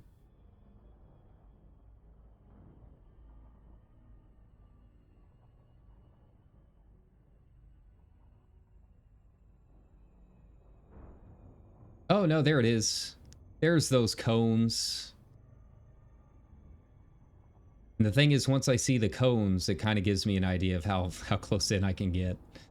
I'm so used to seeing these things at this point. I have a fairly decent idea.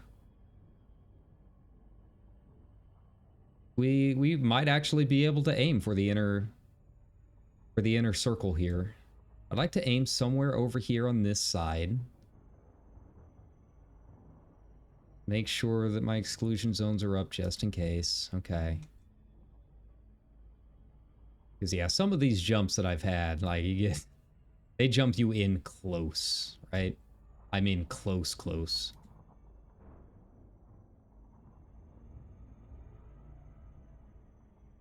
Like, I'm trying to angle it. I mean, I guess I can just move my ship once I get in there.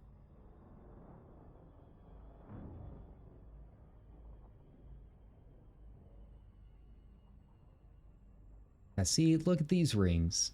They're nice. They're bright. You can see them.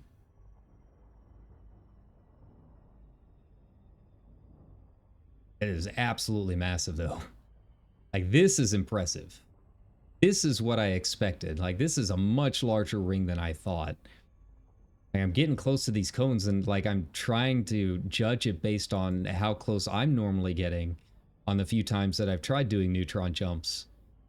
Just generally getting close to one from jumping in somewhere.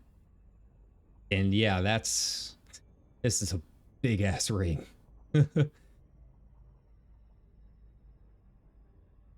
Yeah, it's a nice little lazy river cone, too.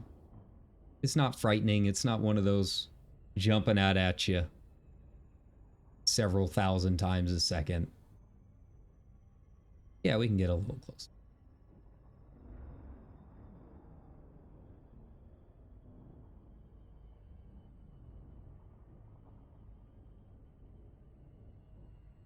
Weird that it doesn't have an exclusion zone circle, though. Like, I don't want to get too close. I don't want to damage my stuff more than I have to.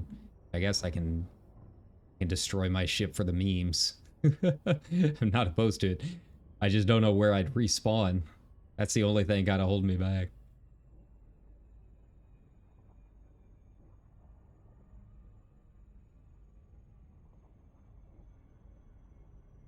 Let's get in here. Yes, I know. Impact. I see you. My light's on too.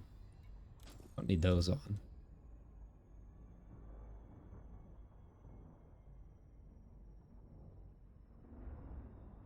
see, that's not too.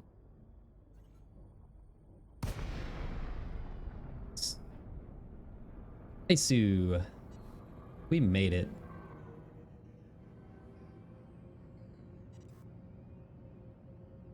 We can even get a little closer if we wanted. It's not gonna hurt. Fine. Turn off our orbit lines just in case. Yeah, see, this actually has light. You can actually see where you're going. I mean, I guess there is something like if you're into the whole space is large and scary factor, then I guess there is something to be said for the white dwarf having a bunch of just a black asteroid field around it, right? A black ring. I don't know. I like being able to see what I'm actually doing. Let's get down here. What's beeping at me? Impact thingy. Maybe flashing a little bit.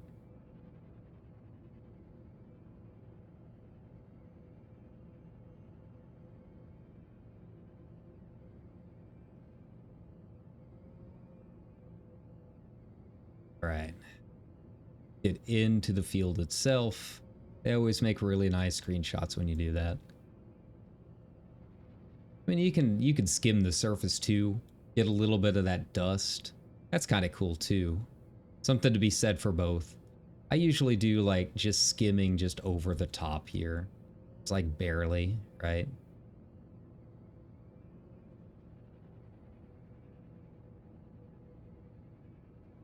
And I usually try angling it. Like I got to think of where I'm going to be placing the camera, right?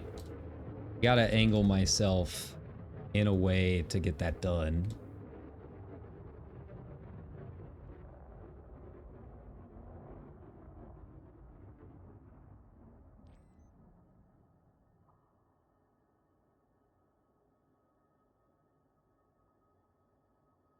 Wanted to, I could probably get a little bit further down.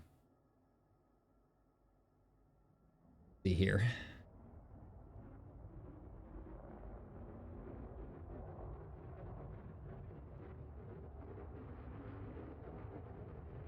Yeah, it's another situation where it's kind of hard to decide like where I want to go, because like when you get into the dust field, like half of the star disappears. Like you can see it there, right? I mean, it's kind of like, okay.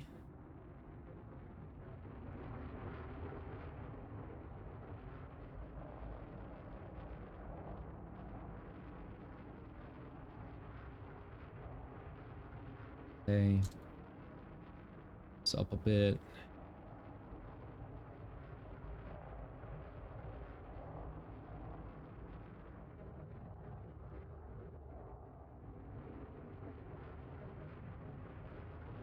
All right, there we go.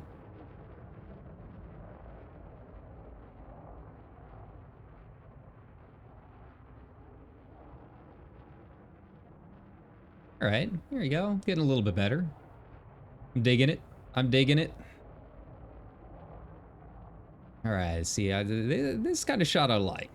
Let's see if we can get a little bit of the muzzle flash there. If it pokes out from around one of the around one of those asteroids. There you go. I think we'll be fine.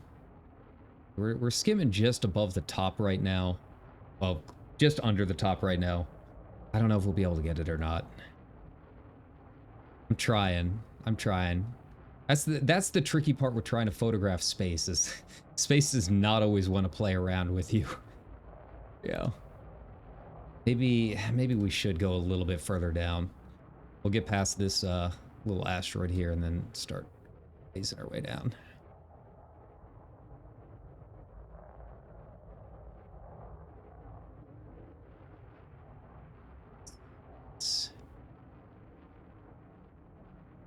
There we go. Thanks, Asmodai. Appreciate the follow. We're just hanging out in the collection. Just trying to fight my camera here.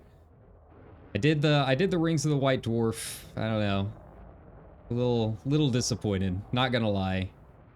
But the neutrons kind of making up for it, since you can actually see the asteroids in this one, right?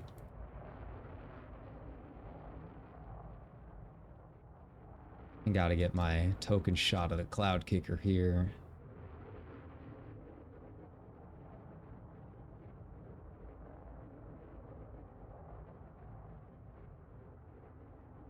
I want to get it with a little bit of that light coming from the bottom there. There. I don't run into that asteroid right in front of me. Up you go, buddy. Ooh, just barely. Just barely. Yeah, this is a lot more fun to actually get screenshots of. I just very surprised at the white dwarf. Let's see, maybe I do need to go down a bit. See, now that light's a little too bright. Go down, there we go. Ooh, ooh. If we can get just below that plane that we had just a second ago. This might be kind of tricky. Just inside the dust cloud. I gotta make sure my momentum's carrying me.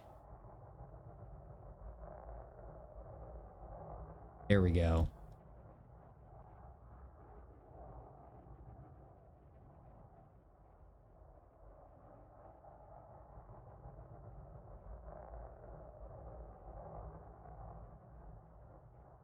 Oh, am I gonna hit it? Am I gonna hit? Nope. Okay. We're good.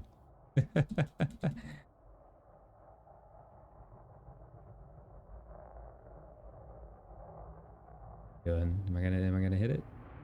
Gonna hit it? Maybe. Fine if I do. Bonk. Oh, that actually did some damage, huh? Whoops, my bad.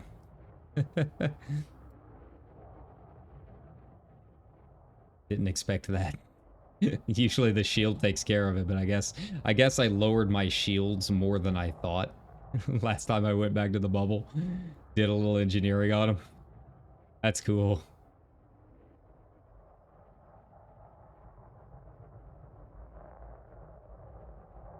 Let's get back down a bit. Let's take out that glow just a little bit. I gotta fine tune it. There.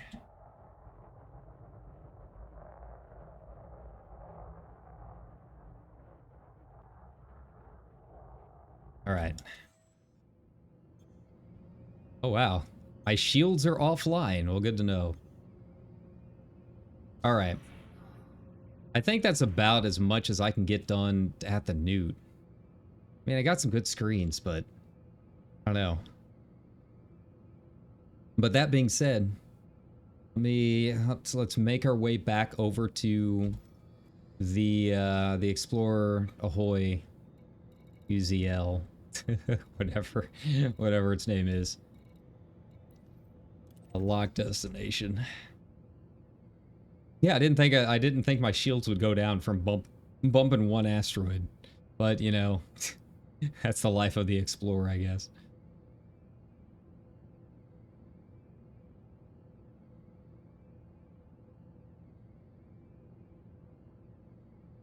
All right.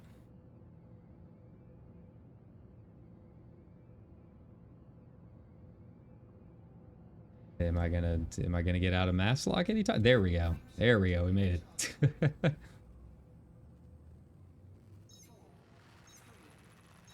But yeah, you know, the Newt was kind of cool. The big sun, big star was really cool. The largest massed ringed body in the planet in this galaxy. But I don't know. Maybe it's just because I've seen a lot of newts and stuff already. Or maybe I just expected more with like the light and stuff. But yeah, you know, I was a little disappointed in some of it. I mean, I think it's definitely still worth a trip. I think it is the collection of wonders if you've never seen rings like this before. It is definitely worth checking out.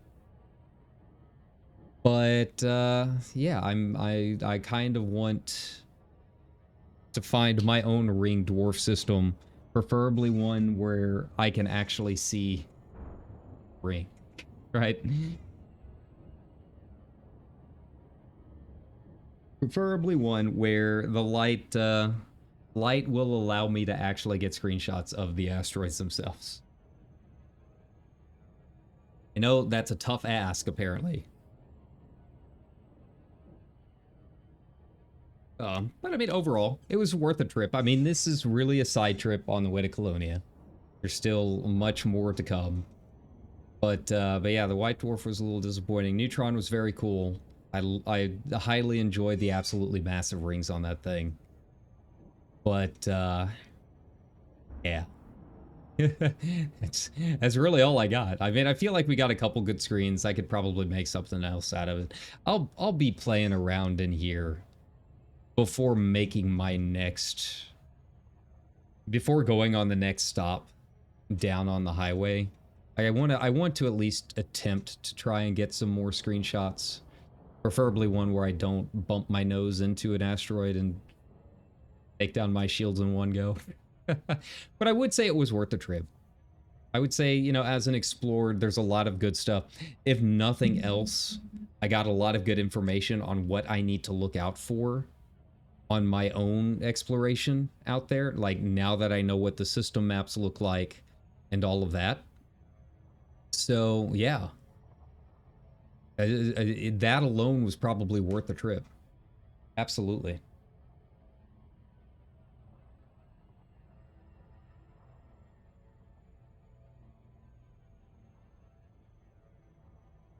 Yeah, this guy. Worst white dwarf ever.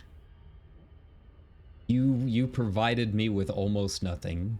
But at least we know we can actually get into the ring, which is kind of cool, kind of funny. We have answered the question that has apparently been asked on multiple Reddit threads about the Collection of Wonders over the years. And then this guy, I gotta get around these guys again. Like the worst placed fleet carrier I think I've ever seen. It's pretty rough. Oh, are we actually on the proper side now? Did we do it? Did we approach from the right angle this time? Hey, we did. Nice. Well, we might as well scan this little guy while we're at it. Oh, never mind. I wonder if I can get the rings of the White Dwarf while we're here. They keep going, that's the thing. They will keep going as long as there's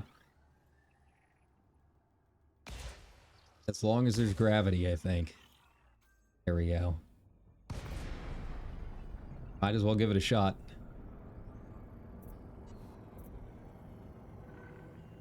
Welcome, Commander. Please request docking permission before approaching a landing pad.